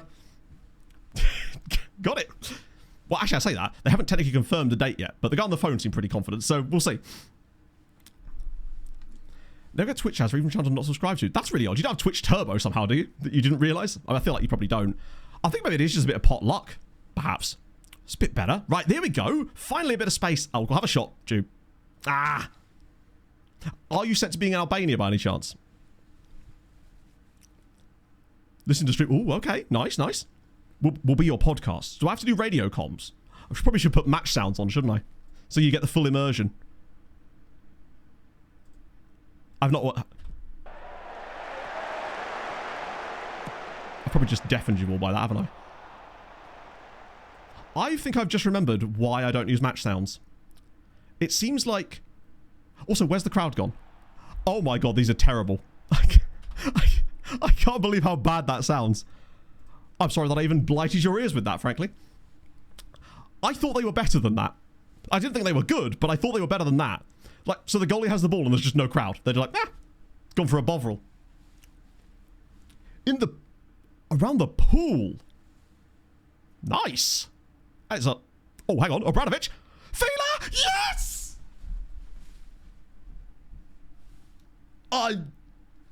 We lead. Wisła 1, Arsenal 0. Michael Fila. I don't believe it. Come on. Lovely from Obradovic. He takes on 3 Arsenal defenders, drops it back to Fila, who's found some space finally. Keeper's got to get to that. It doesn't matter because my favourite sports brand from the 90s has scored. Come on. 1-0. 50 minutes. Oh. I was about to say insta highlight. Everything's an insta highlight because there aren't any highlights. Come on. That was a beautiful effort. And that's why he's in the team. He just does things like that. Even when the game has sort of got away from him a little bit, he's not really had a chance. But when he gets them, he takes them. Hello, Pog. Huh? Are you getting inside the bed? Just climbing inside the sheet. You should see how I'm doing it. I'd love to, Pog, but we're in a Champions League final, you know? Oh. Beside Fred Perry. I think he probably could. It's definitely in there. Along with that guy we found the other day called Doctor. We bided our time today to complain about the noise. I wouldn't be surprised if she did. I get that. Plus, now we've got more of a tactical strategy now because it means that we can play with the idea of the JT at left back thing a little earlier, perhaps. If we're still leading at, say, 75 minutes, Montparoos into the channel now. Where's this come from? My God. If that gets through, it's 2-0. We've suddenly started to chef at the... I say chef. We've had one shot, but it's gone in. I don't know. We'll have to ask when she next come back in, Andrew. Turning on the game sounds... Yeah, it is not... I feel like it's one of those things that I would want to use, honestly, if they had a bit more dynamism to them. Because I think it would add a nice ambience, but it just doesn't... That's the other thing. They will have to open up a little bit more, which probably will end up with us facing a lot of shots. But if we can stand up to the pressure, we will find gaps a bit more now, which is what our team is better at doing. Like, we're not great at breaking down teams, unless they're really bad and they make mistakes. Now, they're going to have to come at us, in theory. And we should... Oh, look at that from Montparoos. He's getting a foot in a bit more now. They look a little, like, flustered, honestly. I could see us even getting another couple of chances in the next few minutes here as we've suddenly just... Look at the little... Look at them. Oh, well played. That's a free kick. Lovely. This second half has started brilliantly from us. Superb. Obradovic gets the assist, which does change a few things. It means that Pena probably comes on slightly further up and we go for Montparoos instead, just to keep that part of the pitch incredible. We look The only chance that I would say, the best chance of the game for me was the Arsenal one, the Martinelli chance. But outside of that, there's only really been 2 chances. That's a brave chance. Yeah, the system we play, it kind of just becomes a diamond, but with the width coming from the wing backs. It means they have to get up and down a lot, and I think that might be where we end up getting beaten later. But ultimately, they've still got to score. Maybe they just like big matches, potentially, yeah. You got Firmine. He actually scored against us for Barca in the semi-final. That's a good ball in, but that should be fine. Banks getting back and doing his business. This is the thing. We don't have to stress now. We don't have to push forward. We don't have to change stuff. We can just relax a little bit. If anything, just getting through the next sort of 10 minutes of the game without conceding any major chances is probably the crucial part now. Just be sensible about it. Pass the ball around nicely. Look for little pockets of space. Tomašević is still tired, but he's got to find... he needed to be looking for Job there. He was right available. Wait, maybe that was Job, actually. Odd! Thank you for the 30 months, my friend. How are you on this Sunday? Hopefully as good as we are right now. Ever since reading rom-coms. Oh, mate. You know me, I'm a rom-com fiend. Although, Matt's book club, I finally finished that book about endurance, just non-fiction stuff, talking about the science of endurance and stuff. Little dull, honestly. But I guess the overall picture I took away from it was, brain be good. Brain do things sometimes. Brain make you be fast. Brain make you endure. Which I probably could have got from reading the blurb. But now I'm reading a book about a man walking around the British Isles, just because, you know, I like that kind of stuff. There's several books out there like that, and I enjoy all of them, just because I'm like, yeah, outside is nice, isn't it? As I peer out the window from my shut office. Uh-oh, don't do that. That's fine. Good foul, honestly. No, not Bill Bryson. It's a guy called Jake Tyler, I think was his name. I only started reading it last night.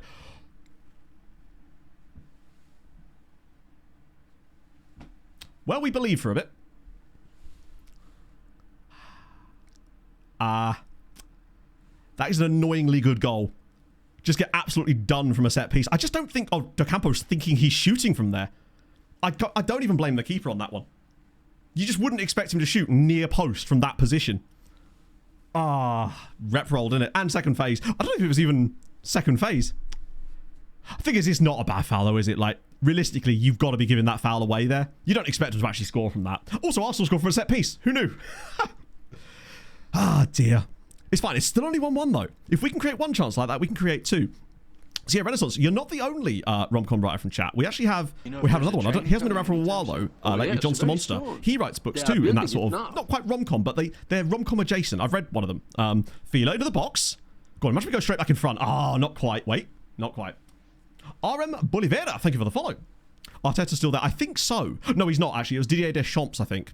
Arteta left because he took a national team job, which is usually they do. That was really good football there. Yeah, Martinelli's not even been that good in this game, annoyingly. That was just one of those things that happened out of nowhere with the breakdowns. Not even a breakdown of set piece. They took it short. Oh, Martinelli is... looks like someone has already taken your advice there, Tuny. As he appears to be limping. And by limping, I mean sat on the pitch. Can we take advantage of that, lads, maybe? Do not let the ball go out. No! Anwar! Far too much of a good citizen there, bud. What are you thinking, kicking the ball out of play? It's not a head injury. Watch Arsenal just take this throw as an attacking throw now, by the way. Because I don't know if the game is smart enough to have them give us the ball back. I'm really curious to see what they do here. I've not actually seen this happen in a full match before. Right, so he throws the ball back to us. Okay, fair play. Fair play to Miles Lewis-Skelly. Good sportsmanship. Bad from Naeem, though. I've never actually had that happen before. Right, I'm thinking... Catalar hasn't really done the job today. So it's Suarez time. Montparnasse is tired. And it's straight up Pena. Because this way, if I bring Pena on here, if I want to then bring Areola on later, I can drop him back and then bring Areola in the same spot. Tomašević can't come off yet. Naeem can't come off yet. I think I'll just go with those 2 for now. We've got to think long term here. Accident defects it. Oh, imagine that. What if Robinson's... And his crosses that are just to nobody in particular. I don't know how he got those assists last year. Because it's crazy. Yeah, they've got like some of the animations there. The idea of that they are supposed to throw the ball back. I guess they have it so it goes out of play so it doesn't have any kind of issues with it being interfered with, I suppose. That's the only thing I can think of there. It's a nice thought. Oh, shit. And now the injured Martinelli.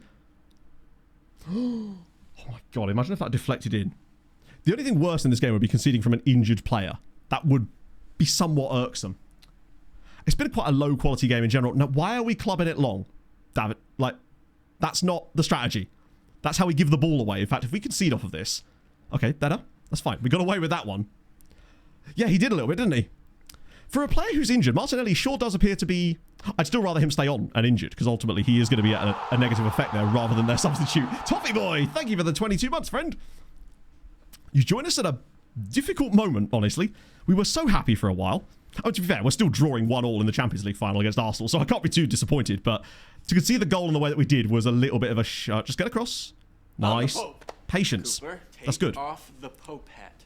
Despite his lack of liking big matches, I don't think he's done a lot wrong today, other than that one where he let Martinelli through. That was quite bad, actually. Phobos, thank you for the follow. All the follows today, I appreciate that, friends. Ah, that's the ball, but... haven't really played that pass much today. Catalar's had nothing to feed on, for the most part. He's pretty much just been the guy that's been up the pitch from defensive actions, receiving it, popping it around the side, and just never quite getting the return ball today. Feeler's at least managed to get in the game a little bit more than that. That's a good foul. Okay, so Bauer's on for Martinelli. That was expected. Where do we even go from here? So Suarez is now on for Catalar. Payne is on for Montperousse. God, that substitution took 3 minutes to happen. That's how long the ball was just in play for. We'll see if Suarez can... Now, the thing about Suarez is he does love a big match. So, hopefully, that could help us here. And we've still got Duru as a sub as well, if need be. And he is so clutch. I mean, he scored a goal in the Europa League. Fuck off.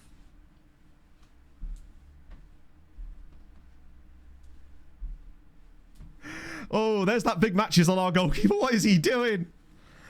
It's 2-1 to Arsenal. Just a nothing cross from Jimenez.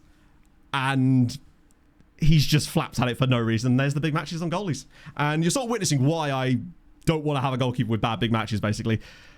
We had no choice this year, but... if someone's interested in the summer, he's getting sold.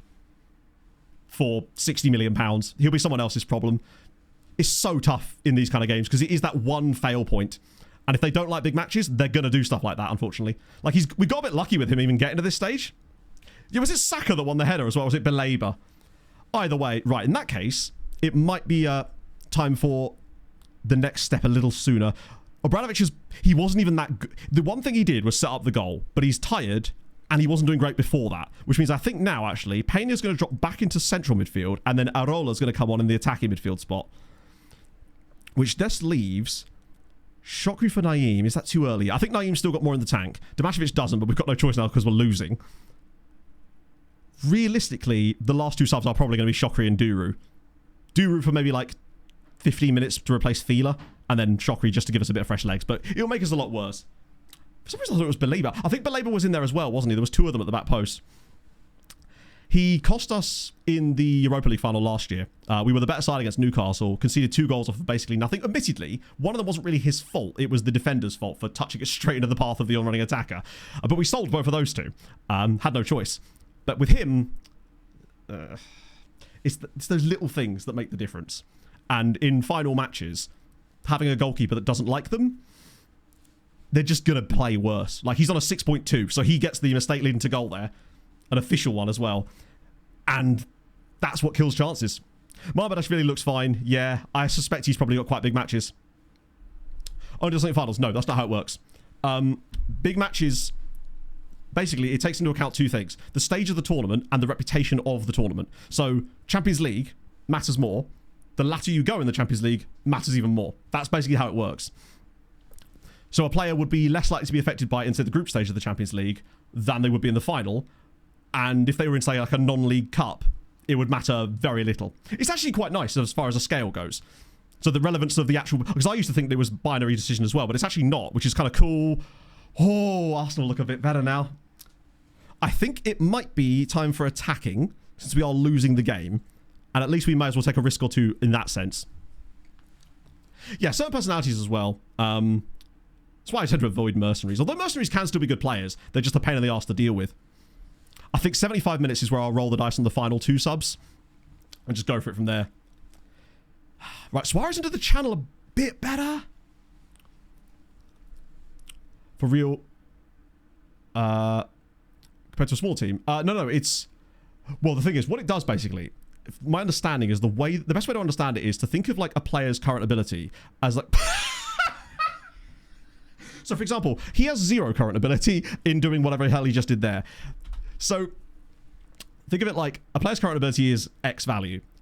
The more important the game, the higher the reputation of the tournament, the higher weighting the big match attribute will have, and therefore the latter stages also into account. And then the value of the next match, or the big match attribute, is then essentially allows the CA to like function lower in the game or function higher. Usually, I think it's just function lower. So the other game, so a smaller team wouldn't have to worry about that because their players are worse. So that's where they would receive the sort of negative downside of things. So they would, because they just have lower quality players. The Gazman, thank you very much for the 35 months. I've done a terrible job at explaining that. Hopefully I did enough of a job to make that clear, but it wasn't very clear. Because it's its own isolated thing, but it's essentially just like a modifier, if you like. That was a nice clearance header.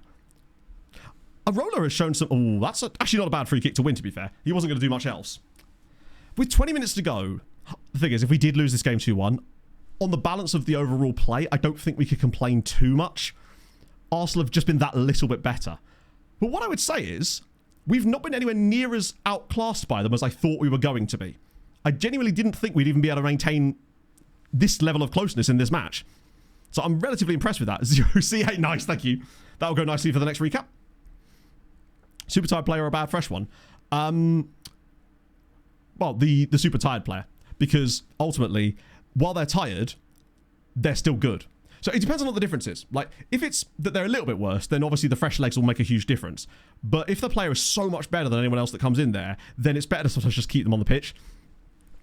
It depends. Like, in this situation, we haven't got a plus substitute for that role anyway, so there's nothing we can really do about it. Annoying goals against. Annoying goals against, but I still don't feel cheated by it because it totally tracks with what we know about our goalkeeper. Not that he was really at fault for the first one. That was a little bit annoying because it was just one of those weird set piece ones. But the second one, that's entirely on... It's entirely what we thought would happen at least once in this game, and the hope was that we'd have to probably score twice to have any chance of debating it, I guess. I guess the thing is, the difference with this in 26 is... Sorry, with 24, is that I feel like you'd feel way more cheated in 24 because this stuff happened way more frequently than it should have done, whereas in 26 it seems to have been reduced quite considerably. Mr. R... Hey, there's two things here. Mr. Falapin, or Mr. Falapino, thank you very much for the follow. And you said Enjoying Sofa, the thank you stream, for but 45 does anyone know how to get this guy out of the bottom corner of the stream? He keeps talking over the advanced train sound effects. Bugger me. It's actually quite simple. I do have a button that just turns that whole section off. That was a chance. Arola gets a little spot. Oh, have another go. No. We're actually having a few openings here. Someone's got to take one of these. I'm a little bit worried that in the end we'll end up with like very even XG because we're just going to get a couple of these little chances that just stack it up a little bit, but don't do quite enough. I take it was quite busy then, Sam. At least like find something to take. It depends, but I would argue that honestly the second chance we just had there was probably better than the goal we actually scored. Like, Fila had a lot to do on the goal. Also, it's 75 minutes, so I said I was going to make the last two change. I'll say the last two. Hopefully not the last two. As good as Fila's been, he very much does need a rest now. And Duru is so clutch off the bench. And then the other change was going to have to be Naeem, wasn't it, because of the tiredness. He's motivated, but we've got Shokri. It makes us so much worse, but we've got really no choice. Oh, do I... Do you know what? No, I've got a better idea. I say a better idea. An idea. I'm going to keep Naeem on, but put him on the left instead. He'll have to cut inside, but at least that way, we don't reduce the quality of the players as much. And we still get the benefit of fresh legs from Shokri. See if Naeem can do it off the opposite wing. Oh. Welcome. Ireland, Ecuador, and Switzerland. My God, that's genuinely mad. We had Finland win a World Cup on one of our saves for 5. Do for Fila. Yeah, he's just come on, I think. Or did I? Oh, I didn't redo it. You're right. My apologies. I forgot that you can't. It's really hard to undo them on here, unfortunately. So. What? Hang on.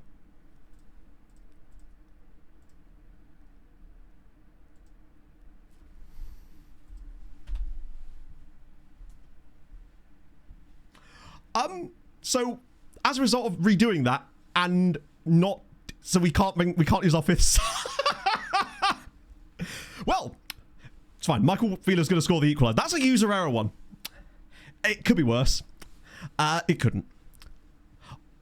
I also wonder if this might have been if we had a choice of having to do one or the other. I actually don't know if this might have been the right decision anyway. I mean, it wasn't, because you obviously imagine he scores here. Michael Feeler finds Shockery. It's deflected. Nice play though again. We look dangerous. We look like a chance to score is coming. I could feel 2-2 here. Arsenal seem to be retreating a little bit. We are finding little gaps now. That's surely a foul. No? Okay. I do like the fact that Naeem, now that he's offering it off the left, is just going to constantly look for that right-hand side. So we're going to be playing a little bit one-dimensional, but our right-hand side... Oh, go on, Shockery. Go on, lad. He's all the way through. Shockery. Okay, maybe... I mean, I know that it's a tough off, but maybe just have that on target. Maybe a past header there wasn't quite the right choice. Oh, here we go again. Naeem to Suarez. We're all over them. Oh, it's a good tackle from Gilo. Let it go out of play. We're so close. We're creating some good chances now. I think the little tweaks have definitely helped. We're more aggressive, and it does mean that we'll probably get caught out because we're not as good defensively now, because with Pena playing in the centre, it's definitely made us worse than there. But ultimately, 3-1 is the same as 2-1 in terms of losing the final. So I'd rather try this and see if we get anything from it. Nice. Good build up again. It's... Oh, wow, shit. Bauer's out there. I didn't actually realise Arsenal had anyone forward on that play. Go on, get him off of him again. I feel like something's cooking. We're actually looking quite good in possession now. I think what's kind of helped as well is Miles Lewis-Skelly doesn't seem to be anywhere near as effective in this second period as he was in the first. I feel like I've barely seen his name. Not that it mattered, he scored twice in the second period, but they tried to walk it in. Sure did there, didn't they? But imagine if that turned into a goal. It didn't, but imagine. Arola's actually done really well since he came on. Shockery has actually looked pretty good too. Let's just pray here. I think what I'll do is I will throw it on very attacking if we get to like 89 minutes. Not because I think it actually is a good strategy, but in case we win a corner. Because that's the only time where very attacking for me is actually useful, is when you win a corner, because it means you can throw your goalkeeper forward. Automatically, that is. I just hope that we don't spend a lot of the next 10 minutes just sat in our own half. That would be the worst. We've got to go without conceding that third goal for as long as we can. That's fine. More of those. Yeah, they're just doing some rondos. Rondos in the D. We call them high pressure rondos. Like, where else are you going to get a chance to train for those kind of environments? Champions League finals. Exactly. Pena on the turn again. Nice. He's progressing the ball reasonably well. Bellingham's still finding space.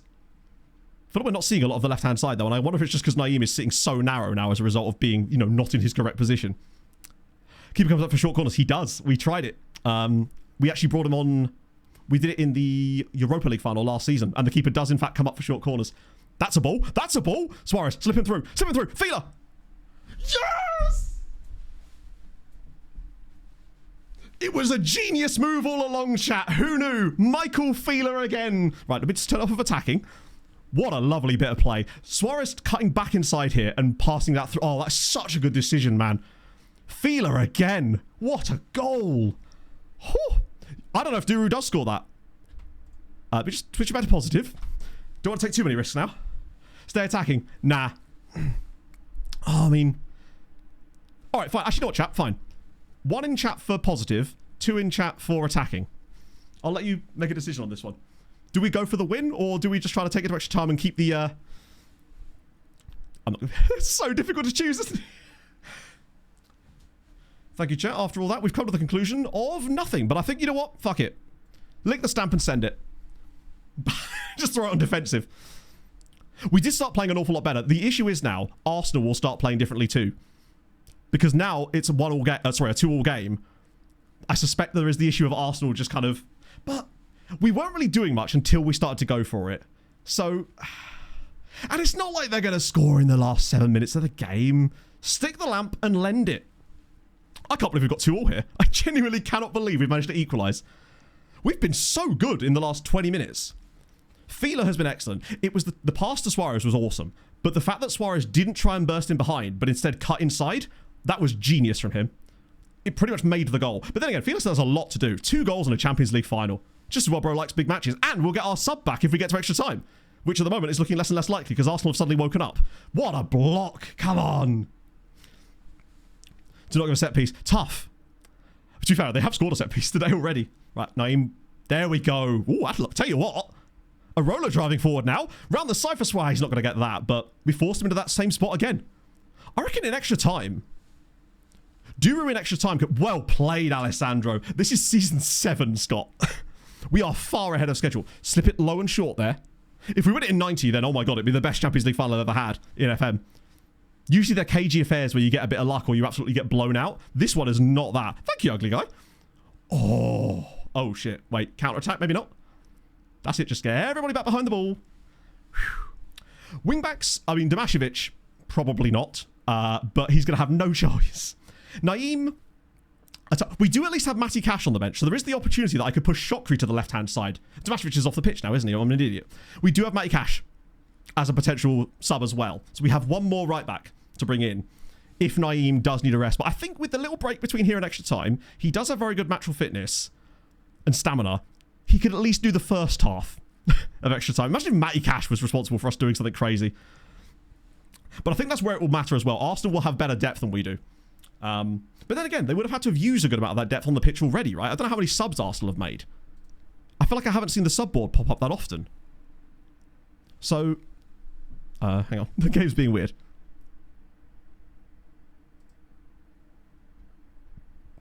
I think these are because these players have been substituted. So I think Timber and Calafiori have been substituted. And I believe Martinelli, Havertz, and Jorgensen have as well. But now I'm not sure. Yeah, because they've got Lewis Skelly at left back now, which actually makes me wonder if we should stop pressing him as high. But yeah, I think it's 4 subs as well. Not yours. Yeah. Oh no, he was the first player on the bench, wasn't he? So I think they've got 2 subs left, or will do if we go to extra time. If they use them at the same time, at least. Although they may do the stupid thing and just make one now. I'm a little bit concerned about how much pressure we're under now over the last sort of 5 or 6 minutes of this game. We do need to get out of our own half for a bit. That's nice. Right, just keep the ball. Sensible, build it up nice. Are they just going to leave him alone? Okay, weird. Naeem's obviously going to cut back inside every single time, but he seems to be quite proficient with it. Here he comes. Naeem down the left. Fish out of water here. I tell you what, there's some... Oh, imagine. If that goes over his head, we're in. I think, chat, I agree with you about the attacking thing. For once, I'm kind of glad the back seating took over a little bit there because we were playing so well after that little switch. Now, that might have just been because of, like, state of play, but Naeem again, though. He's going to have to cut back inside. Or just go all the way. Oh, okay, maybe should have passed eventually. Right, win the header. Shit. That's a rarity. Like, just take him down. They've got Theory on as well. Formations thing. Oh, really? Okay, we'll have to have a look at that then. Right, big header needed here. Nice. Oh, actually, maybe not nice. No, they're going wide again. Nice again. No. Back post. Please, somebody clear this. Please, somebody clear this. Oh. Uh-oh. It's Arsenal with a set piece in the 89th minute. I feel like I've seen this movie before. Ødegaard to take. They don't have Saliba, though. It'll just be someone else that scores. Right, I need the biggest of clearance headers, lads, please. Or the goalkeeper to come. That'll do. That'll really do. Oh my god, he's got a player on the pitch. Arola. Imagine if we won it off of their corner. That would be quite justice, wouldn't it? Arola driving towards the goal. That's fine. He's got support now. Loads of it, in fact. He's got Pena. Oh! Channel suggested... Oh, I don't know, Leaf. I genuinely haven't... I tend to buy phones that... They're low on bloat often, but they still find... Bloat always finds its way in, doesn't it? God, that was a chance. Tighter angle. Maybe if that's... Oh, I'll tell you what. Pena again. Probably have a shot, though. There, bud. Although... Arola! Yes!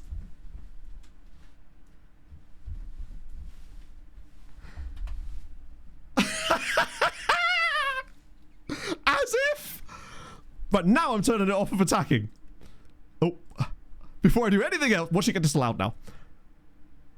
Back to positive, because that's fine. But now, where's my other instructions here? Just, I can't believe this. Right. Keep on and play. Play for set pieces. Time wasting. All the time wasting. Passing directly shorter. Tempo lower. Right. Fucking hell. As if... I can't believe we've... 90... Literally the 90th minute. Arola, the man off the bench, cuts inside. Arsenal don't defend it. And slots it home. Come on! And in the end, we've edged them slightly. If we score a 90th minute winner, this would be my best Champions League win ever. Just no... Oh yeah, the mod discipline thing. I like that, yeah. That's what we did last time, wasn't it?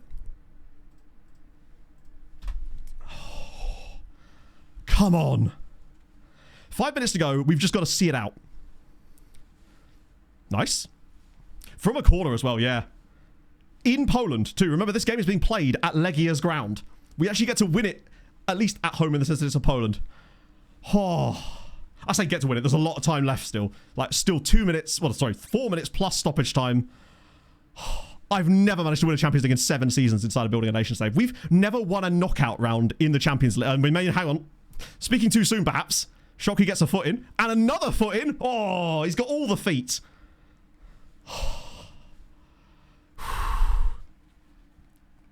We could still catch him on the break. That's the reason I don't do like very defensive and stuff like that, because I feel like it just puts you on too much of the back foot. At least this way, we've still got an attacking outlet and it keeps the pressure on a little bit, so they can't just completely obliterate us for the final 2 minutes of this game. That's a great ball in, and it's well won by Adrian. He's been an absolute rock at the back today. Is he not? Oh, why did someone told me it was Legia's ground? Is it because it's the old national team stadium or something? Adrian now. Suarez bobbing forward. He's got the ball. That's miles offside. I love the fact that the mistake I made in not getting the Duru sub done correctly means that Fila was still on the pitch to score the equaliser. Oh, I like that we planned our sub strategy out in advance too. I think that really helped. Rather than flapping around in the game state situation, just sticking to the plan. Arola's in again. Could he cut back? He doesn't need to. Just keep the ball. Okay, or don't. That's fine too. Oh, Bauer was in a lot of space there. That's a great pass through the middle, Therion. And out comes Campo. Well, my balls were in my throat for a moment there. Maybe he does like big matches after all. Oh, bloody hell, the game did me a favour. You hear that? For the first time, the game has cheated for us. Suarez in the box. Now, Arsenal committing so many players. And it's nearly 4. It should be 4, but it's not. How have we not scored another goal there? They're just leaving so many gaps now defensively. Oh, shit, because they're throwing everybody forward. It's Dibbling now, off the bench. Just get back and foul him. Just get back there and get a foot in on him. Yes, Anwar! Come on, lad. He has put in a shift. He's played both wings today for the full 90 minutes plus extra time. What a... Oh, dear. Oh, imagine that goes straight out of play. Oh, beautiful. Our best player has been whoever just played that pass. Oh, come on. Kill the time, lads. Chases big balls. In it. Him and Duru. I feel a bit bad that Duru didn't even get on the pitch today. What have we done? In the end, stats-wise, we deserve the win. He just took a little bit of a waking up. I honestly think that Arsenal could have blown us out the water. Look at the time wasting from Docampo here, by the way. He's just killed like 45 seconds of playtime. Incredible work from Docampo. You've got to be booking him, but ultimately, who gives a shit? He may well still get sold because of the big matches, but you know what? He'll get to hopefully win a Champions League before he goes. God, the reputation bump as well. We're going to have a whole new level of access to players in the summer. The money we're going to have. Oh, this is so good for Poland. Come on. This is the last chance of the game, surely. Last kick of the game. What are you doing? Holy shit. Right, end the game, please, ref. Bank clears it away. The goalkeeper's up for Arsenal. It doesn't matter. Surely this is the Champions League. A touch from Fila. Referee, can we have the final whistle? It's already been an extra minute. It's like watching the Premier League. And there it is! As if we've won the Champions League in Season 7. What's going on? Weird. Oh, man. I do not bastard. Oh, my days. What the hell? Johnny! Thank you for the 10... My Jesus Christ. Thank you for the 10 gifts. I've got to take this off. It's too sweaty. Harrowbridge of Ultras for sure. Oh. It's good. Come on. Show the picture. That's the one. Oh, hang on. No, we will show that picture first. The tracksuits are winning it. Why is our badge just a red logo? Why is our badge just a red blob? Holy shit. Aricus, thank you very much for the follow. El Gordo now with the... Oh, my God. There's an Arsenal shirt. Imagine. Thank you so much, Gordo. That is so goddamn kind of you. I almost need to make a holy shake at this point. Oh. Bloody hell. I can't believe we won the Champions League. And deservedly so in the end. They just sat off. I don't even understand. Oh my days. My big forehead with the gifted sub to Wisła Kraków. Dyron, thank you for the 10 gifted subs. What the hell? Yeah, they didn't expect us. Oh, my days, chat. The rep bump. To do it in Poland as well, it's just... I can't believe we've done that. Did we accidentally tactics our way to a Champions League final? That doesn't happen. We didn't even have our starting left back for the entire game. Oh, Gordo, please never feel like you have to. It's certainly... I'm incredibly grateful. I don't believe that. What a second half. To take the lead in the 51st minute, to then throw it away with those two, and the second goal that Arsenal scored, it just felt like the exact way you lose the Champions League in FM. We've all done it, right? That happens so frequently. But Fila and Arola, the guys, the boys, Rennie with the... Fucking hell. We did a football. And I just don't know if you could have done this. It sounds stupid, but I just don't know if we'd have been able to make the right tactical choices like that in 24, because it just feels like you can actually make meaningful changes. What a game. Dazza with the fucking hell, man. Dishops has got to be crying into his escargot right now. Marmadashvili, he gets a bad rating, but I don't think he really did. Level 8 hype train is absolutely wild, chat. And the great thing about a save like this is just the beginning. We might not get back to a Champions League final for like 5 years in this save, because genuinely this squad is not good enough. I mean, it is, but it really shouldn't be. But what this means for Poland, holy shit. Yeah, you're right. That save from, oh my god, Mr. Progger with the Pixel Pinnon with the 5, and Mr. Chat, stop it. Don't make me say the words. A champagne flavour. I need to get a holy. 1 second, chat. Just enjoy the empty room and the wonderful music. I'll be back in just 1 second.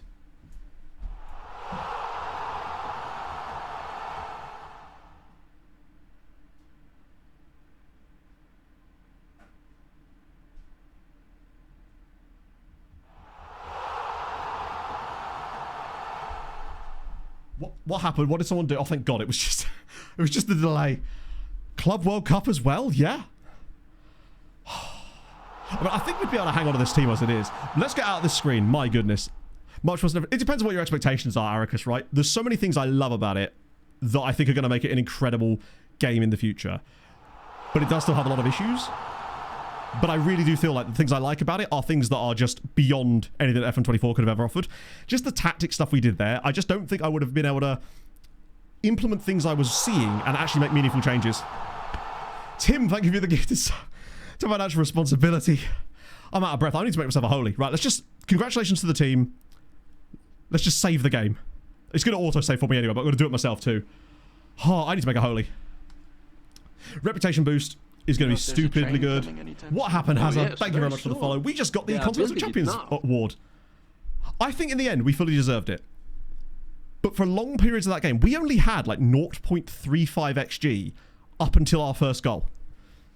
And even then... I don't know if this is the right one. I just need a bit of caffeine, honestly. No, wrong one. The new flavours are out, and boy, are they very good. Renewing loans, yes. So luckily... Oh, there. Love to see it. Disassociated me. Thank you for the 200 bits. Wow. Thank you so much, man. That's insane. Just thank you, chat, in general. You just... Oh, shit. You make this a joy to do, and...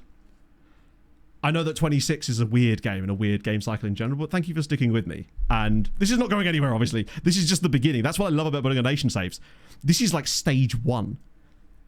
And normally you don't hit stage 1 so easily. I'd be willing to bet we don't make another final in like the next 5 years. But it doesn't matter because we've done it. Oh.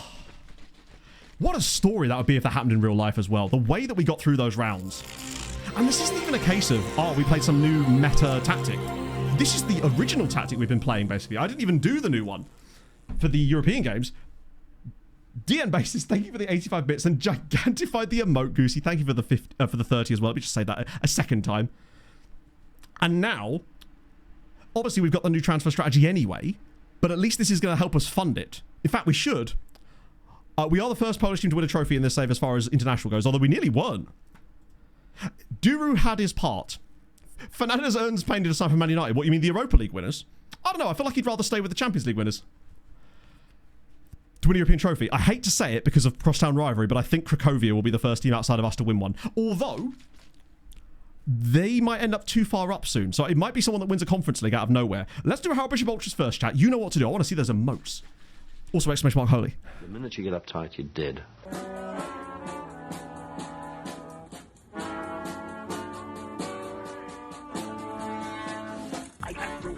I'm in the house where the coffee's green and the food is grouse. With sandwiches and lasagna too. Ice cream sundaes for me and you. I'm Andrew Harold and I'm in the house where the coffee's green and the food is grouse. With sandwiches and lasagna too. Ice cream sundaes for me and you. I try not to lose my temper with myself. Oh, goodness sake and shit and balls. The minute you get uptight, you're dead. Incredible. Also, thank you. When I finished stream on Thursday after all the new Holy Flavors had come out, I checked the little dashboard and I was actually blown away by the number of you that had ordered them. I was genuinely shocked. So thank you, chat, for the support. It looks like I will be doing another new Holy contract, which is really, really awesome. Particularly in a year of instability. Let's have a look at let's just look at a couple of things. Obviously, we're going to end quite soon today just because of the other game in the Premier League and stuff, and also because I've got loads of loan stuff to do, and that way we can do a full condensed transfer stream on Tuesday. £21 million for that. We win that. I don't even know, man. Right, first things first. The team, I suppose. 21 for yeah. So we're continental rep now. That's the first. We definitely were national before because we checked the reputations of the Polish sides last stream. Our bank balance now is going to be absolutely cooking. That's just the prize money for the winning that one game. You get more prize money as well. So we've currently got 113 mil in the bank. Our transfer budget could be 91 million quid, and that's without any sales. I don't know how accurate this actually is, so I'm kind of curious to see what that's going to be like. But it means we'll have access to, you know, the guys I normally look at and go, I just don't, I can't spend 6 million on this guy, even though he's probably quite good, but he's a youngster. We can now, in theory. Let's actually progress a couple of, not too many days, because obviously I want to do the loans, but we should now get our board set initial budgets bit, right? In theory. Pay out from the bet, absolutely you can. Let's see how many people believed. I'm really curious now. Oh, 49% of you believed. That's a lot more than I was expecting. Will we win the Champions League final? Yes. Yes, we fucking can. And we can spend, yeah. For the group draws, it does, but unfortunately the sort of seeding thing doesn't really matter so much anymore in this because you're going to have to play 2 teams from every pot anyway. So it doesn't, as far as I know, I can't really see what the advantage is from a standpoint of the actual club itself. Holy shit. Right, what was I going to check? Oh, I'm going to progress a day because I want to make sure we don't go past the 2nd of June, but I want to see if we can get our bonus points. Because it's, there we go, board set initial budgets. Oh, no wonder they're rubbishing that. All in all, no. Honestly, Slugs, me too. And even when we scored, I still felt that there was no chance. Oh, fucking hell. Hey, look, bare asses go to Sheffield United. Right, what do you reckon our budget is then? Do you reckon it actually matches what they say, or is it going to be way less? I think it's going to be less. I'm going to go 60 million, which is still stupid amounts. But it'd be good to know how close it actually is to the projections. Because if it is there, then we'll at least have a little bit of a 74. Okay. If it's 91, then we'll know. 76 million. What did I say? 60? It's quite a lot. How much wage budget has that given us? Not a lot, actually. I mean, it has a little bit. We were, I think, 7k. So they've given us like 150 grand a week on wages too. So realistically, we're working with sort of about that if we actually want to sign players. It's 69 million. Just, we've never had money. And that is without Docampo sailed. I feel like surely someone's going to be interested in him in this summer. Like, he's, albeit not made a great job of it in the final, but he's still a good player. Now, who would replace him? I don't know. But we have time now to work on that. Oh. No interest yet. It'll come. So about 80%, yeah, which makes sense. I mean, the projections are always completely wrong anyway, so... It could be 6967. If it was, that would be the ultimate of all the memes. We did Haribish Vultures. Do you want to? I was going to say, do you want a Josh Allen mode, but I don't know if the lights work properly with Josh Allen mode anymore. But there's only one way to find out, I suppose. Where's my Josh Allen mode button? Oh, okay, so it doesn't actually work at all. I forgot to do it. I forgot to set up the Josh Allen mode thing properly when I moved to this new PC. Do you know what? I'll do it manually.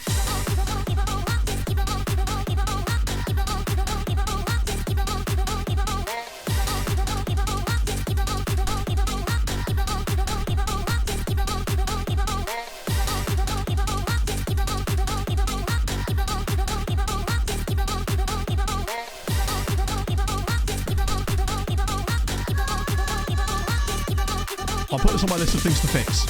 So the light's not even doing it properly. But I don't care at this point. I'm just going through all the different random modes I have on my buttons. Okay, well, there you go. More things that need to be fixed.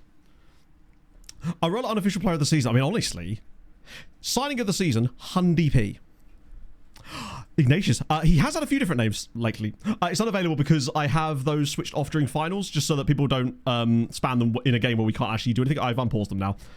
Oh. Bring back. Oh, yoga. I'll find a way. That's going to be my... Obviously, I'll do the Patron recaps tomorrow and stuff, as well as this scouting video. Average rating overall, Naeem is obviously up there. Arola, though, got 10 goals this season. What a decision it was to sign him and sell Stoya. We paid 4.4 million for him, and then we sold Stoya to Saints for 15 million quid, and he's better. We are an absolute gluttony of quality number 10 players for next season. And that's okay, because none of them are complaining about football. A model citizen as well. Adrian, I think, he was a model citizen. Now he's a professional. I don't know, actually. I did show him, obviously, in the recap, but obviously, because I do that month by month, it was just after we'd sold him. Arola, I believe he was from Sabadell. Might be wrong about that, but he was at Sabadell. He's been an average, arguably even below average player that they're not even playing very often. We did, Anton. We actually won it. Not just won it, but in one of the best Champions League finals I've ever played in Football Manager. Half-time, 0-0. Second half, we barely done anything. Neither had Arsenal. They'd had like one shot, or one really good chance. Fila puts us in front after 51 minutes, and we're like, oh my god. Then Arsenal score a goal, like, second phase of a set piece. Then Docampo flaps it across straight away after that, and they're 2-1 down. We throw it on attacking, make a couple of subs. Then Fila scores the equaliser after I accidentally forgot to substitute him and then couldn't substitute him anymore because of the number of sub slots we'd used. And then we scored in the 90th minute with Arola to win it. Insane.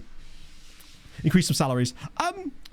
Obviously, there's no reason to increase a player's salary beyond having to give them a new contract, right? You didn't just up their salaries for no reason. However, players like Naeem do deserve new deals. He's on 3.2k a week.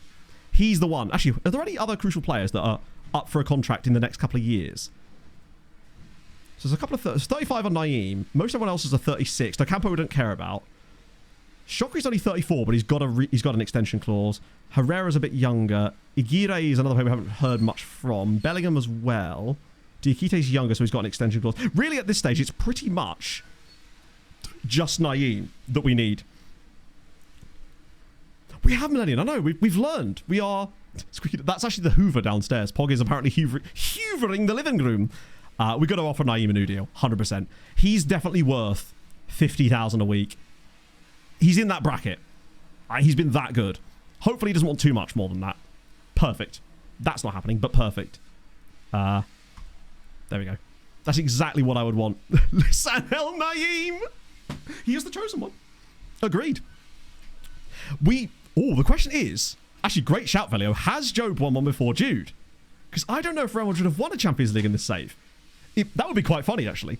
That would be great story point for the recap. Right, so new contract for Naeem. Star player, he is one, but I'm still going to go important player because we don't want too many star players in the club. 54,000 a week is absolutely fine. We'll have to offer him a bit more than that because obviously now that I'm getting rid of that clause, he's going to want way more money. But relegation release clause of 0 will be fine. 69 million. He's even played the meme game. I'll offer that and see what he wants. Yeah, he wants a load more because we got rid of that release clause, which is fine. What I'll do pretty much then is I'll just bump some of these up. Can bump these up now because we've already won it. This is why I'm kind of glad we didn't give him that contract before. Clean sheet bonus. I'll up that. I'll up your appearance bonus too, but I still want the actual base wage to be lower. Not that low. Maybe like 57? Nice. Beautiful. That's totally within the range of salaries we were looking for. Do you know what? For him to have a goal bonus, he might actually start earning bank from that. He's been training his finishing, still only 5, but he has been scoring more this season than he has before, for sure. Do we win it? We actually bloody did. We actually did. Yeah, I find with agent money, sometimes you can't offer them as much as you think. Oh, went up from 4. Was it 4 before? Hey, give him another 10 years, and he's only 22. He'll be like Eric Sandberg by the end of his career. I promise you, he won't. Be lucky if he goes past 9, but that will be fine. He's got 6 goals this year, which is by far his best. Unbelievable. Right, what was the other thing I wanted to quickly have a look at? Oh, yeah, Jude Bellingham. See if old Judy has won any Champions Leagues. I think he might have done, actually. I'm looking for, like, his milestones. Ah, yeah, he has won one. Unfortunately. Is it notable? Trying to see where it was. How recently was it? Super Copper. FIFA World Cup with England. Unrealistic. Literally last season. One season earlier. Ah, damn it. Do you know what? If you were to say to yourself, between Job and Jude, Jude wins only one season ahead. That's pretty impressive. Yeah, it must have been last year. I actually thought that Chelsea'd won that, but no, apparently not. That's still very impressive. He's always in the shadows, but hey, Real Madrid won in the final. They lost to Arsenal. Did he win one in real life? Oh, good point, yeah. Wait, did he? Oh, yeah. When did Real Madrid win one? Because it wasn't last year. That was PSG. Was it the year before? The better Bellingham. I know. And I can't wait to tell Tony about this on the podcast next week. Ah, whatever. Yeah, I can do slightly better. I bet he didn't have to be Arsenal. 23-24. Oh, yeah, then. Okay, fair enough. Either way. That's... beat Dort... Oh. Oops. He won it with Wisła. He was part of an underdog monster team, you know? Best player. Oh, no. He's not even a starter for us. I know he started the final, but he wouldn't have done had our actual starter for that position been fit. We got him on a free transfer. He was actually released by Dortmund. When was it? I think 2 seasons ago? Was it 3 No, technically it's 2 seasons ago. So yeah, he got released by Dortmund. And initially he wanted, like, I don't know, I think it was £120,000 a week to join us. And we obviously said no, because our best player at the time was on like 30k a week. But when he was released, nobody offered him a contract. So we trialed him a couple of times. And clearly he got to like Poland. That's something you can definitely do if you can't get the contracts on them. Just trial them a few times. And sometimes they'll drop their demands. In the end, he dropped his demand down to like, what was it, 12 grand a week? 12 and a half, roughly. And so we picked him up for 12 and a half grand a week. Obviously, he has clauses. So if he gets international caps for England, he goes up to 43 grand a week. But ultimately, yes, we did, Fatty McBig. And he's been here for the last 2 years, mostly as a backup to Jens Hjertedal. I'll show you the guy that's actually usually playing his position. It's this guy here. And you can sort of see why Jens would be somewhat preferable. Also, Jens grabbed a couple of goals the other day for Tromsø in real life. I got the notifications on my phone. I was like, damn, they were popping off. I think the start of the season or it's friendlies. I don't know if Norway's actually fully back yet. But Jens was injured for the final. Had to sit out. Was on the bench, though. And there he goes. Jens is also wanted by Saudi, I believe. Yeah, Al Hilal want basically all of my players. Who's wanted Bellingham, actually? Al Hilal really do want our entire team, don't they? They want Abdullahi, Bellingham, and Jens Hjertedal. Obviously, I wouldn't sell them.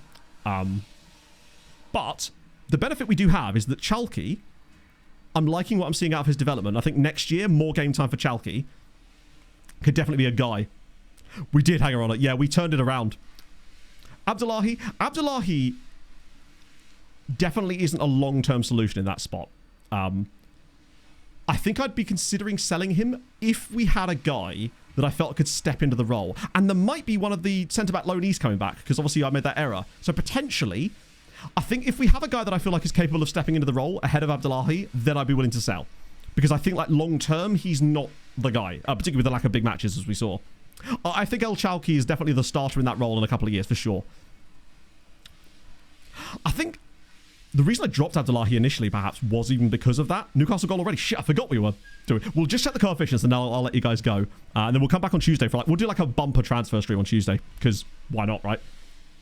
Gordon, of course it is. What was my prediction? I said 2-0 to Newcastle, didn't I? I was about to type in coefficients. If only that thing actually worked where you could do that. A howler from... I told you. Maybe I'm getting better at this prediction malarkey. So, coefficients. What do you get for winning? Bugger all. Even with only 5 clubs in Europe, you get so little for winning the Champions League in terms of your coefficient. 18.2. Our last 3 years have been stupidly good. 18.2. I like that. We win a Champions League this year, but got less points from last season when we weren't even in the Champions League. Starting earlier, finishing later. Probably finishing later. It just makes it a little easier that way. That way I tend not to mess with my start times unless I absolutely have to, because I really do value consistency. Which is why I'm so glad we got a chance to stream today. And I will be pretty much streaming every single stream day until like the middle of April. Yeah, last 3 seasons alone. If we could just put up a couple more years that are in this sort of bracket with ideally some help from beneath, there's a chance that we start to get into these guys a little bit more. I mean, we managed to stave off the Netherlands this season, who had a really good... They actually had a better year than we did. We did, Ruggiero. We actually did. Insanely. We managed to win it. We're relatively far clear of... We're not that far behind Portugal now. Going part-time. I know. I felt so... Genuinely, it was awful. I was so angry with Virgin Media because I knew that I was going to have the Sundays off either side and there's nothing I could do about it. So missing 3 in a row was awful. Yeah, I'm going to finish the stream for today now because that way we can make a nice hard cut-off point and then just do scouting on Tuesday stream, but for longer. And I can do the loan extensions off stream so you don't have to see that shit. And that way, yeah, we can just kind of take it day by day. My goodness. Just do a 24-hour show. Well, basically, the only reason is because I haven't got anything planned particularly up until a random Thursday in April when I'm going to be away because I'm going to this event in Manchester. And because how long it takes 4 hours by train from here, which luckily I can actually get a direct train, which is wild. But I wouldn't be able to stream and then get up to Manchester in time. So as far as I know, Taylor, it doesn't. What it usually means is that when you're at the level we're at, because we thought this last time, what often happens is that you end up with one of the teams from, I think, the Europa League gets like a guaranteed passage to the group stage or something. We'll see what happens. It might have changed, but I think that's what happened last time when we thought we were going to get an extra spot and we ended up not getting an extra spot as a result of it. But I'm pretty certain that that is not how it works, but we'll see. I think that only starts to make a difference when you're already getting like your maximum Champions League spots, like with England right now, for example, or it might matter on the year one. I don't know. Either way, holy shit, I'm going to have to find someone to raid. Bloody hell. I used so much of my energy during that. I can't believe... Oh, Clates is live. This is perfect. Even better. This is what happens when you don't stream Sundays. You miss out on Clates. Like when the cup. They did, yes. They beat Zagwembe Lubin in the final. We're going to raid Clatesy. I'll try and have a look at the fantasy thing as well. See if I can get that sorted out. Potentially. So. Obviously, the recap's out. Now you know what happens, but still, there's some fun shit in there. I tried to do a little bit more with the clips this time. Back on Tuesday, we'll do a massive transfer stream. We'll do all sorts of cool stuff. I want to show you those new filters that we were testing out before. I've been tweaking them a little bit, and I'll make a new pack with those too. Scouting video will be out next week as well. A smaller one, just do with the director of football stuff. There may be a sponsored video next week too, and potentially a sponsored stream. Not sure on that yet. Either way, thank you so much for the support, my friends. I am very happy that we've won a Champions League already. Oh... Let's go. Anyway, enjoy the rest of your day, my friends. I'll see you guys very, very soon. Thank you so much for the support and the just watching, right? It's good times, and I'm very much looking forward to the next stage of this save. It's wild how... I think we get number 1, genuinely, this game cycle. I think Poland's going all the way. I feel like it's there, and I'm so excited about it. Millennium with the 65 months will play us out over to Clates. I'm going to finish my holy now, friends. Exclamation mark holy. Something holy.